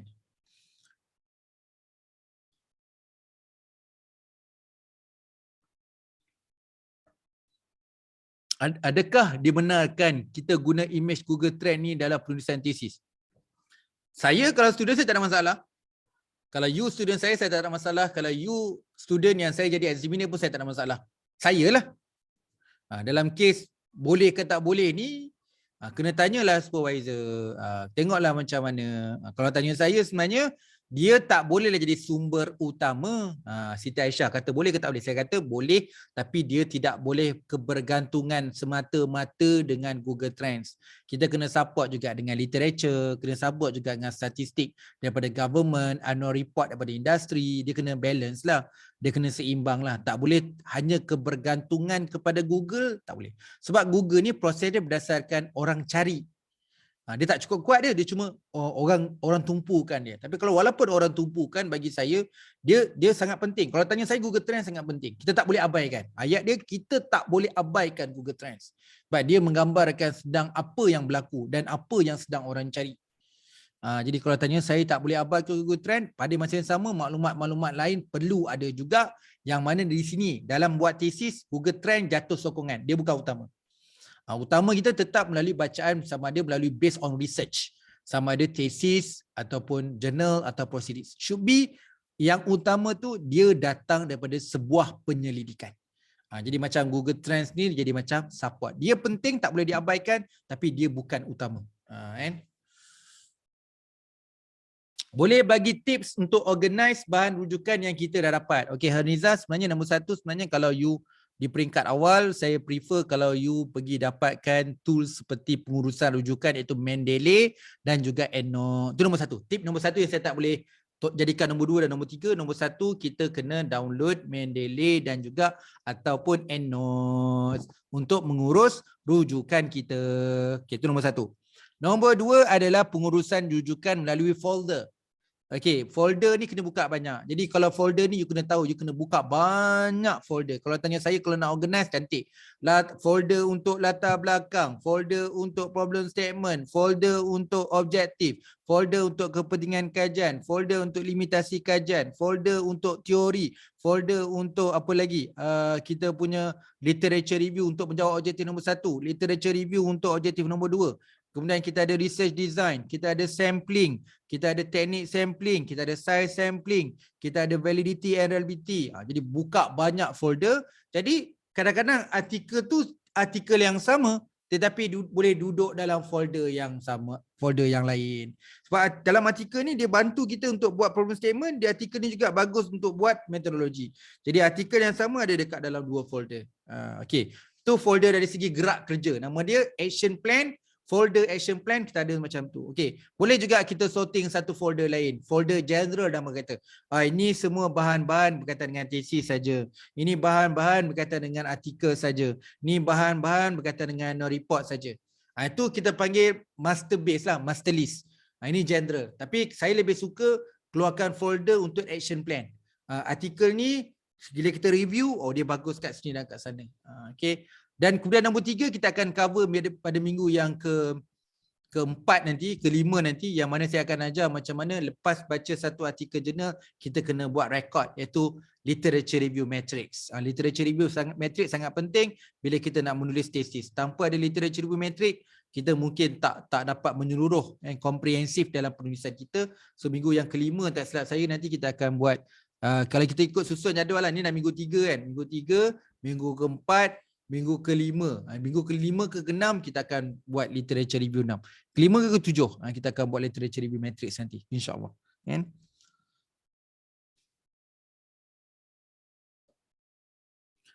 Antara benda lah, kalau awal-awal kalau dah pernah follow saya sebelum ni, saya daripada dulu sampai sekarang saya cuma ada satu je. Bila kalau kita nak guide, saya cuma cadangkan apa yang saya buat, iaitu satu hari menulis satu perenggan je. Tapi saya ada modul macam mana nak menulis satu hari satu perenggan. Satu hari satu perenggan. Maksudnya kalau hari ni cari bahan, hari cari bahan itu bukan satu hari menulis. Kita nak satu hari untuk 1 jam saja untuk menulis. Cari bahan bukan menulis. Pergi kelas macam hari ni bukan menulis. Pergi print artikel bukan menulis. Baca jurnal bukan menulis. Jadi fikirkanlah, dalam hidup kita sehari ada 23 jam. Fikirlah 23 jam tu nak buat, bila nak baca artikel macam mana nak baca. Okey. Dan 1 jam lagi, 23 campur 1 jam. Dan 1 jam ni kita kena simpan untuk menulis seperenggan sahaja. Kena set kat handphone esok hari Ahad pukul berapa sejam yang kita boleh menulis. Allocationkan 2 perkara tu. Kalau tugas maksudnya itulah baca apa semua kan. Jadi kita bernulis, bila menulis? Menulis besok 10 malam ke 9 malam. Itu je. Jadi sebelum nak menulis tu dah baca, dah highlight ke, dah baca kopi ke semua dah. Tinggal sejam tu untuk menulis je. Jadi kalau tanya saya, itu organize dalam kita nak menulis lah. Satu hari satu perenggan, seminggu dapat 3 muka surat, sebulan dapat 12 muka surat, 10 bulan dapat 120 muka surat. Itu yang saya nak cakap. Itu pun setahun kita ada 12 bulan. Kerja 10 bulan je setahun cukup. Kita dapat 120 muka surat. Kan? Jadi kita kena realistik, kita kena logis, kena ni lah, rational lah dalam membuat keputusan dalam menulis. Jadi yang paling penting adalah konsisten. Nampak sikit satu hari satu perenggan. Tapi bayangkan 10 bulan kita boleh dapat 120 muka surat. Okay, ada soalan lagi?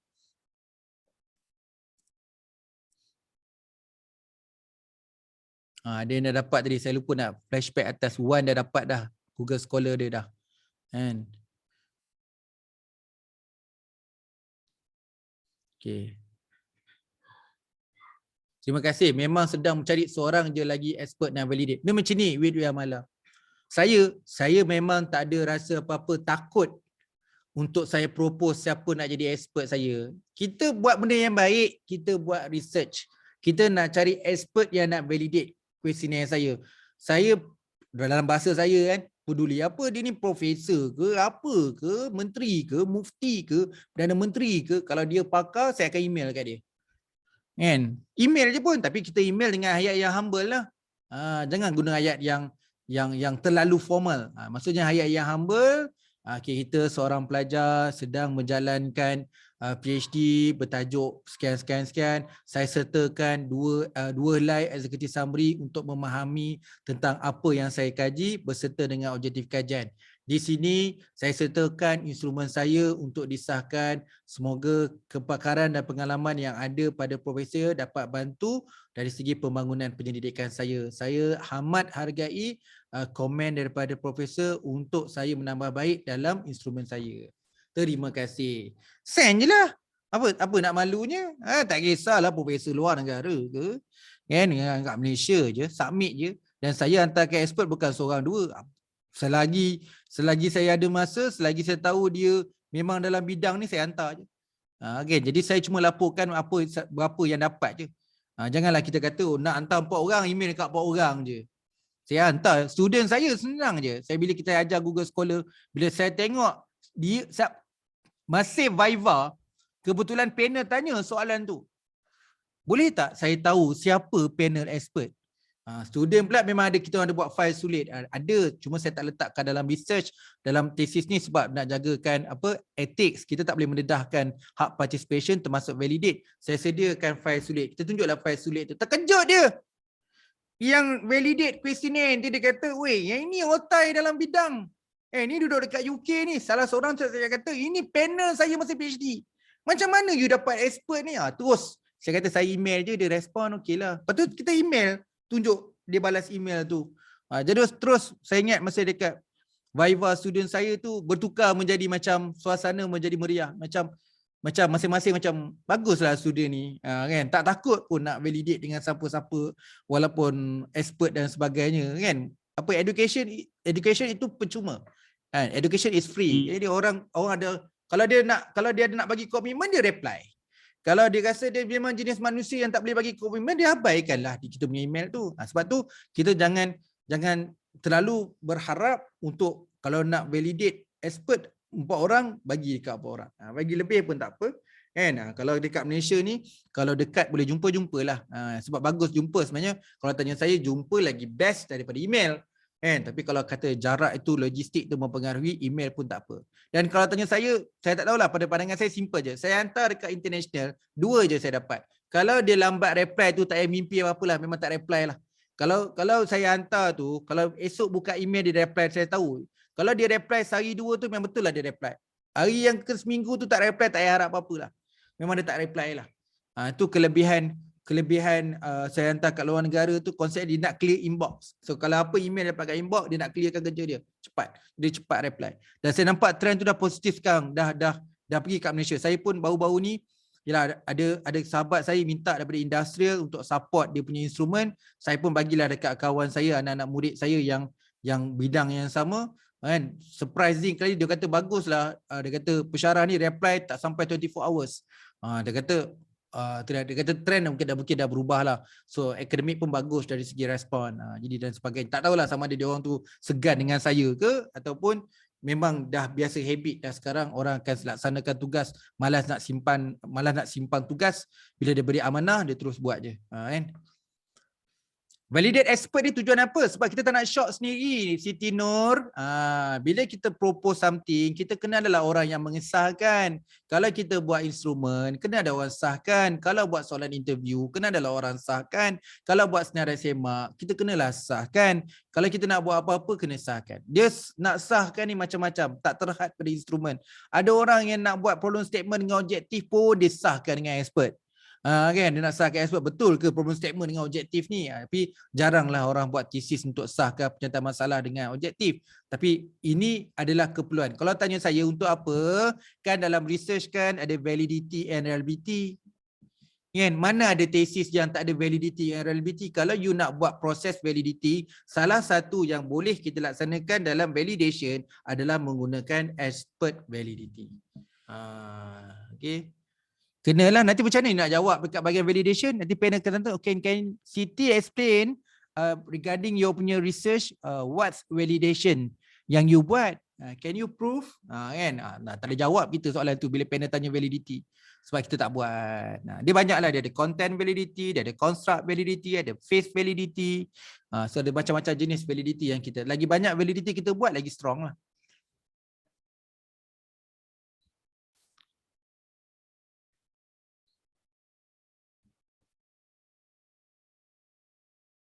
Dia macam ni lah, kita jumpa orang yang lagi senior pada kita, orang yang makan garam daripada kita, kan? Seorang yang lebih mahir. Kalau kita baru nak develop soal sidik, dia dah mungkin beratus-ratus dah soal sidik dia buat. Jadi kita baru nak buat research, dia orang mungkin dah berpuluh-puluh research dia buat. Jadi dia orang dah temui kegagalan dulu. Dia orang dah jumpa mistake yang pelbagai. Jadi bila kita yang newcomer ni baru nak buat research, perlukan dapat advice daripada senior. Jadi itu kenapa bila dalam sebut validity tu, phase validity tu sangat penting lah, kan, di kalangan expert umumnya. Okay, ada soalan lagi? Untuk hari ini kita dah cover 35 database. Kalau tak buat memang tak dapat. Contohnya macam kita itu saya dah bagi e-books. Saya cadang tak tambah lagi, cuma nak cari masa ni. Nak cari masa-masa yang dekat office saya, dekat UPSI tu dalam komputer ada satu lagi database tu. Tapi database tu lama sikit lah. Yang saya bagi you all ni banyak yang baru. Yang dekat office saya tu 2018, 17, 16, 15, 14. Jadi saya nak kongsi juga buku-buku walaupun 2017 tu banyak juga yang boleh ambil lagi tu. Jadi saya akan kongsikan dalam Google Drive tu. Hopefully Google Drive saya tak penuh lah. Tapi itulah, saya tak masuk office dah 3 minggu dah. Masuk office UPSI dah 3 minggu saya tak masuk. Minggu depan ni tak boleh masuk lagi. Kan? Jadi saya nak extract daripada office punya komputer tu nak masuk dekat komputer saya dekat rumah ni. Lepas tu saya nak share dalam Google Drive supaya database e-book kita semakin besar. Kan? Soalan Siti Nur saya patah balik. Memang wajib ke? Susah nak tanya soalan wajib tu. Yelah kalau tak buat tak berdosa kan. Tapi kalau tanya saya, kalau buat lebih meyakinkan. Sebab validity ni nak meyakinkan bahawa apa yang kita buat tu validate. Telah yang sah. Kan? Sebelum orang percaya kena sahkan dulu. Kan? Kita ada validity and reliability. Sebelum nak sah kita kena sebelum nak orang keboleh percayaan kita kena sahkan dulu. Itu tujuan dia. Kalau tak buat tak sah, ibarat macam tak kuat lah. Tak tahu nak sahkan tapi nak percaya tapi tak disahkan. Kita tak boleh gunakan, walaupun kita ada pengalaman 30 tahun, 20 tahun lebih dalam industri tentang topik ni, kita masih lagi tidak boleh menggunakan personal ataupun pengalaman peribadi untuk membuktikan bahawa semua yang kita tulis ni adalah benar-benar ataupun betul inilah yang berlaku. Jadi kita kena ada third party, orang luar yang kita panggil expert untuk confirm. Dan juga bila sebut expert tu kadang kena lebih juga daripada satu. Kalau satu dengan dua lebih baik daripada satu lah. Bukanlah kata satu tak boleh. Kalau ada lebih daripada satu lebih baik.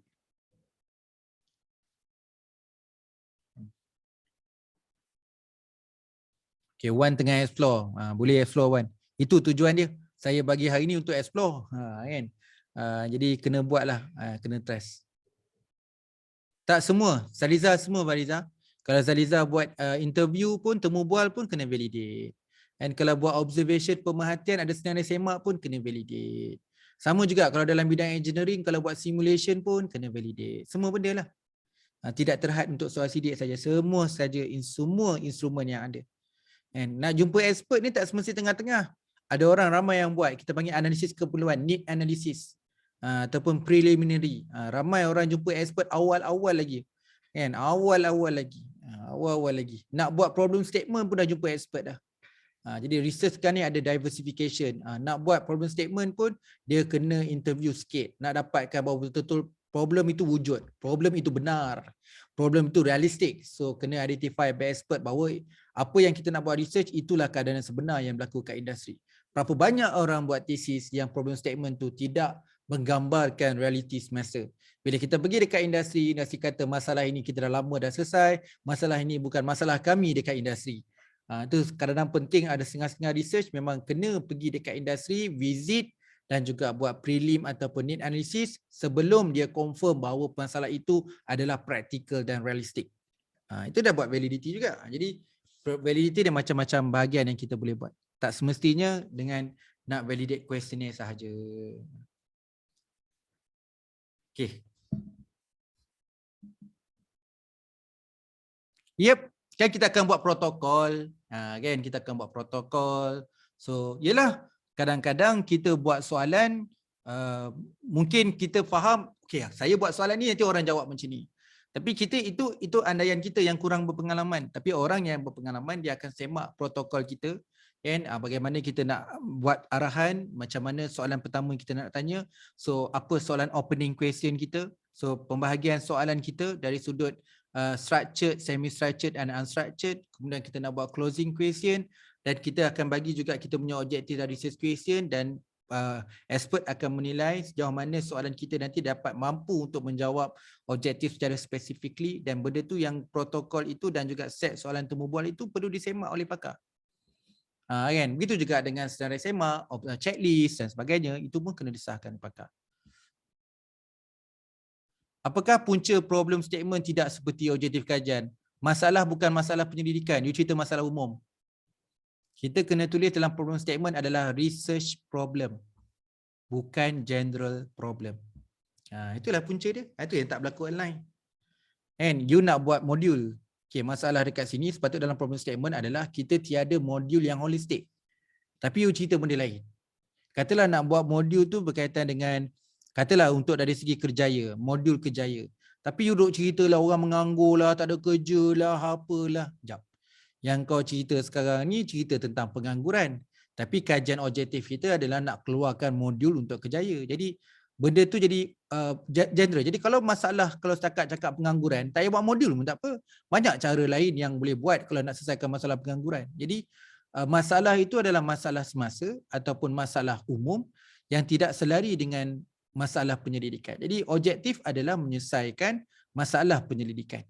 Kita ni dalam kehidupan kita ada banyak masalah. Kalau kita lapar, kita pergi dapur, mak kita masak dan sebagainya. Yang boleh selesaikan masalah kita adalah kena ke dapur, kena masak. Kalau kita ada masalah jenayah, yang boleh selesaikan masalahnya adalah polis.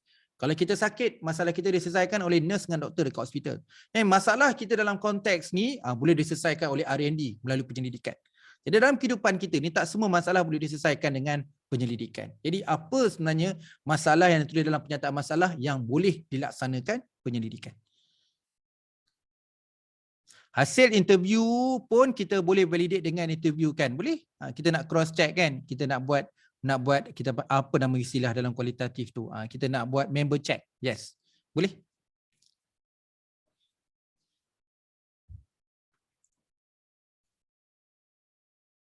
Kita nak share tak ada masalah. Kalau dia request kan, kalau kita interview dengan participants.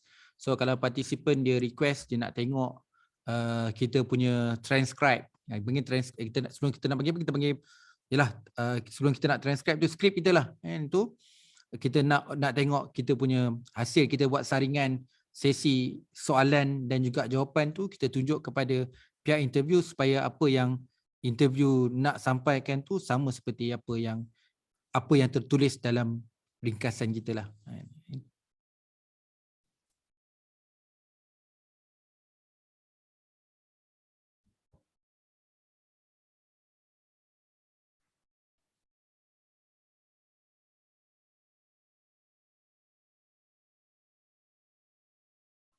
Ada tak soalan yang saya terlepas? Okey, ada soalan yang saya terlepas.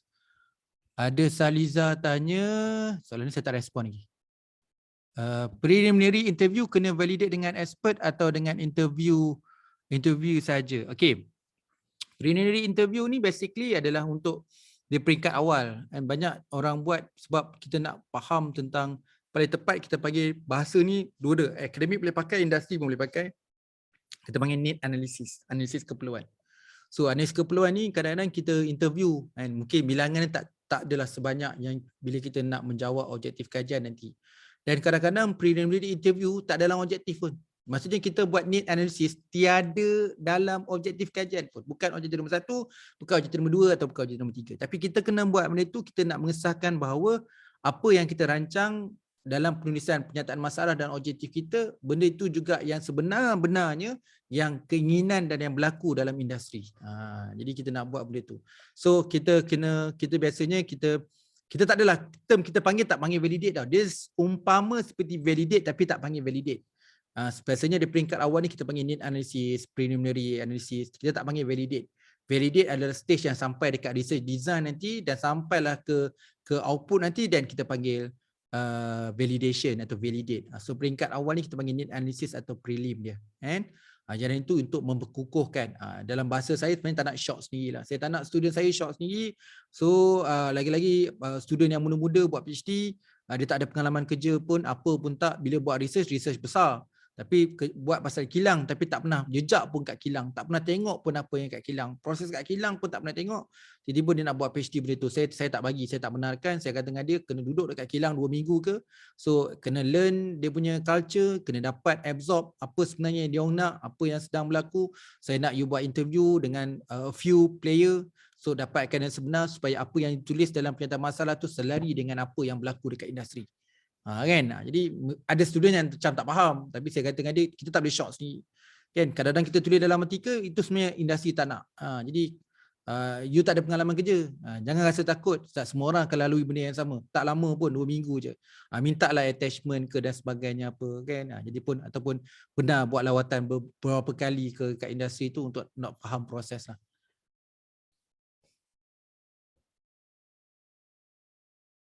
Apakah strategi kita untuk kenal pasti jurang kajian penyelidikan? Nombor 1, wajib baca bahagian kesimpulan.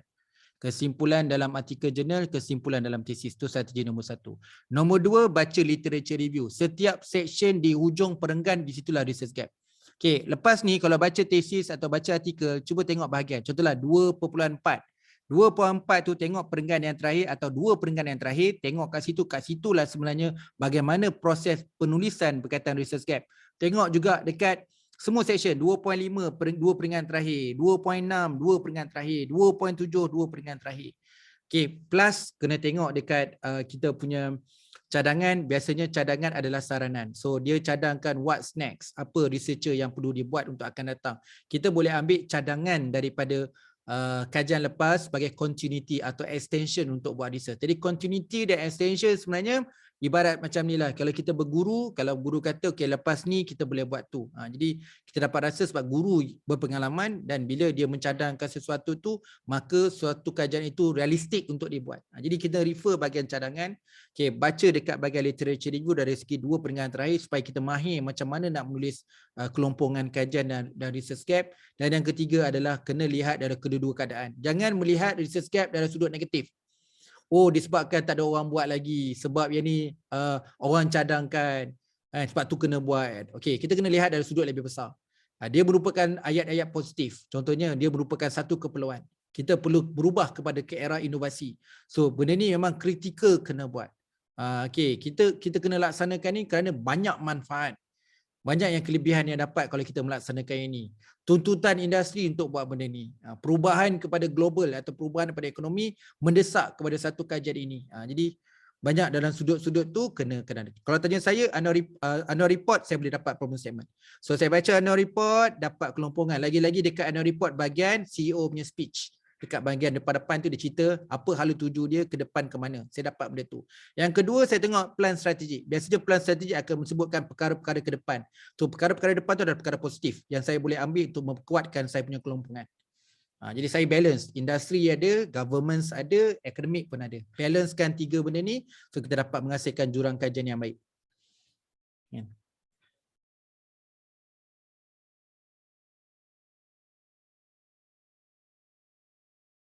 Okey, tesis and e-book banyak doktor simpan dalam Google Drive. Saya sebenarnya Google Drive tu sebab opsi memang kita pakai Google. Jadi kita ada space yang besar kat situ lah. Cloud kat situ besar. Jadi saya pun tak tahu bila sampai maksimum. Setakat ni saya masuk okey lagi lah. Jadi dari segi simpanan memang kena ada banyak lah. Yang pertama you kena ada buka email. Kadang kita boleh simpan dekat email kita sendiri. Jadi dekat email kena ada. So ada email, ada Google Drive. Jadi kenalah buat beberapa siri. Ada 4 akaun Gmail kita untuk PhD ke, kena ada satu. Okay, kena modal sikit, saya setuju benda-benda hard disk tu kena ada. Kan? Disk tu kena ada. Disk tu kena ada. Jadi kalau hilang satu, dia backup satu dan sebagainya. Tapi kadang-kadang kita ni tak boleh nak backup banyak sangat. Sebab kita punya, yalah kadang-kadang rajin tu sekejap-sekejap je kan. Jadi disiplin lah. Kalau tanya saya, banyak-banyak tempat yang saya paling disiplin sekali adalah dekat G Drive tu lah. Kan? Jadi kat Google Drive tu yang paling saya praktikal dan saya akui saya ada banyak email. Masa saya buat PhD saya ada letaklah kan Fazli PhD 1, Fazli PhD 2, Fazli PhD 3, Fazli PhD 4, Fazli PhD sama. Password sama je semua. Senang. Jadi saya tak ada banyak password. Password saya satu je. Jadi ada banyak mungkin untuk PhD 1 ni untuk saya simpan untuk ni ke, untuk tahun pertama ke ataupun terpulang untuk bahagian ni ke. Susunlah PhD 2 Gmail tu untuk yang kedua untuk apa. Macam tu. Aduh, baby dah mengamuk dah. Tak apa, ada rakaman. Kita pun lebih kepada soal Q&A dah ni. Saya suka macam ni sebenarnya bahawa bila kita buat cohort ni, kalau face to face memang benda ni kerap berlaku yang mana kita berbincang dalam kelas. Tapi kadang-kadang saya kena kawal jugalah perbincangan tu bila dah menyentuh hal-hal apa kita panggil emotional ataupun perkara-perkara yang subjektif tu saya terpaksa tahan lah. Ada setengah tu bila kita dah bertanya, kita dah tanya hal-hal peribadi, tanya masalah dengan supervisor, yang tu kita cuba avoid nak tanya dalam cohort lah. Saya faham itu masalah yang semua hadapi, tapi masalah itu tak seronok nak dibincangkan dalam kelas lah. Kan? Tapi kalau setakat nak tanya berkaitan dengan tesis macam tadilah, nak tanya macam nak simpan folder, macam mana nak susun tu. Jadi saya tak ada tip yang menarik lah kat situ. Saya bukanlah jenis orang IT yang mungkin ada lebih arif tentang jawab soalan tu kan. Jadi kalau saya memang saya ada pen drive, saya ada Google Drive, saya ada hard disk. Itu saya sebagai backup saya lah. Tapi yang banyak secara praktikal saya tak adalah rajin sangat. Yang saya betul-betul berjasa pada saya adalah email lah. Saya ada banyak email masa saya buat PhD. Saya ada 5 email. Dan saya buat nama susah-susah lah. Macam saya Fazli PhD 1, Fazli, macam saya nama saya N Fazli kan. N Fazli PhD 1, N Fazli PhD 2, N Fazli PhD 3, N Fazli PhD 4, N Fazli PhD 5.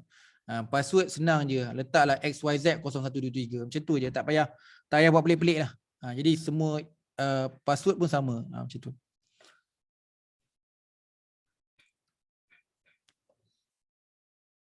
Okay, ada soalan lain? Okay, besok besok perancangan dia sebab saya ada back to back, saya cuba untuk bagi lewat malam sikit lah kan, ataupun kita tengok sekali jalan lah. Malam ni you boleh tengok dulu dekat thesis. Saya kalau boleh nak bagi slide awal untuk yang artikel tu untuk you all, tapi saya rasa tak apa, kita akan explore besok sebenarnya. So malam ni boleh tengok-tengok dulu, explore 35 database ni kalau sempat lewat malam, sebab saya ada satu universiti, Politeknik minta saya cover kelas malam ni sampai pukul 11 malam. Jadi 11 malam tu baru free. Kalau saya sempat nanti saya share slide untuk besok, ataupun pagi-pagi besok saya terus bagilah link dan juga slide untuk kita meneroka dan juga mendapatkan tesis artikel jurnal secara habis-habisan. So besok kita akan guna platform yang utama, kita panggil platform utama, iaitu Web of Science dan juga Scopus. Kemudian kita akan masuk indeks yang lain seperti ERA dan juga Malaysia MySite. Kemudian kita akan pergi top publisher lah. Top publisher maksudnya kita gunakan sama macam tadi, gunakan advanced search di top publisher seperti ScienceDirect, and Taylor and Francis, Springer, Emerald, India Science, Sage, Willy. Kita akan pergi top publisher.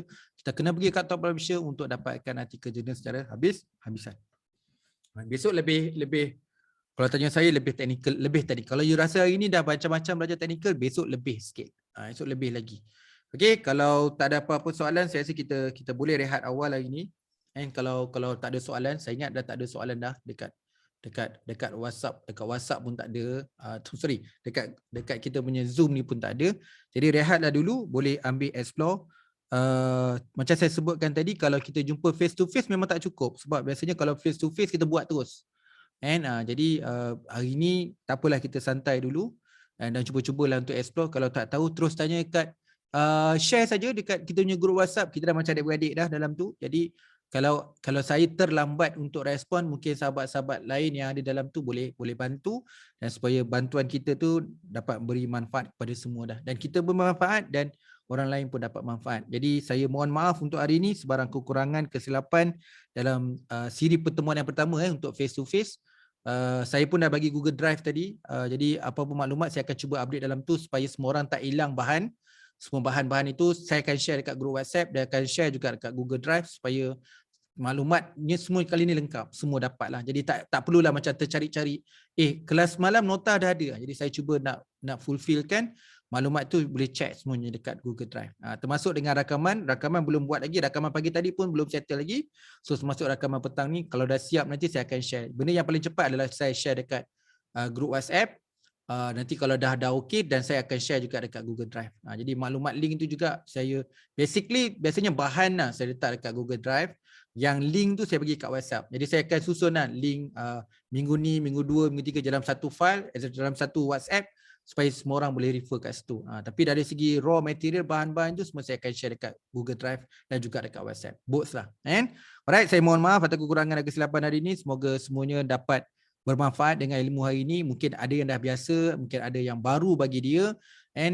Yang dah biasa tak apa, kita mantapkan lagi, memperkasakan pengetahuan kita. Bagi yang baru, kena ulang kaji, kena buat, sebab kalau tak buat dia hilang begitu saja. memang bila cari bahan tu akan jumpa banyak. Sebab tu saya kata memang impossible satu malam boleh baca semua tesis tak. Jadi kita kena mengurus folder kita. Jadi kalau bahan-bahan bahagian utama nak kena baca adalah abstract. Kadang-kadang kita lepas kita download, kita baca abstract dan objektif dulu. Baca abstract dan objektif dan kita tahu bahawa kelebihan tesis ni di mana. Besok-besok baru kita screening lagi. Dia ada kelebihan dekat metodologi mana supaya kita boleh masuk ke folder metodologi dan sebagainya. Okey, terima kasih semua. Assalamualaikum, selamat sejahtera dan selamat petang. Kita jumpa besok 9 pagi. Link saya akan bagi pagi besok. Okey, terima kasih semua. Assalamualaikum dan selamat sejahtera. Terima kasih doktor. Sama. Terima kasih doktor.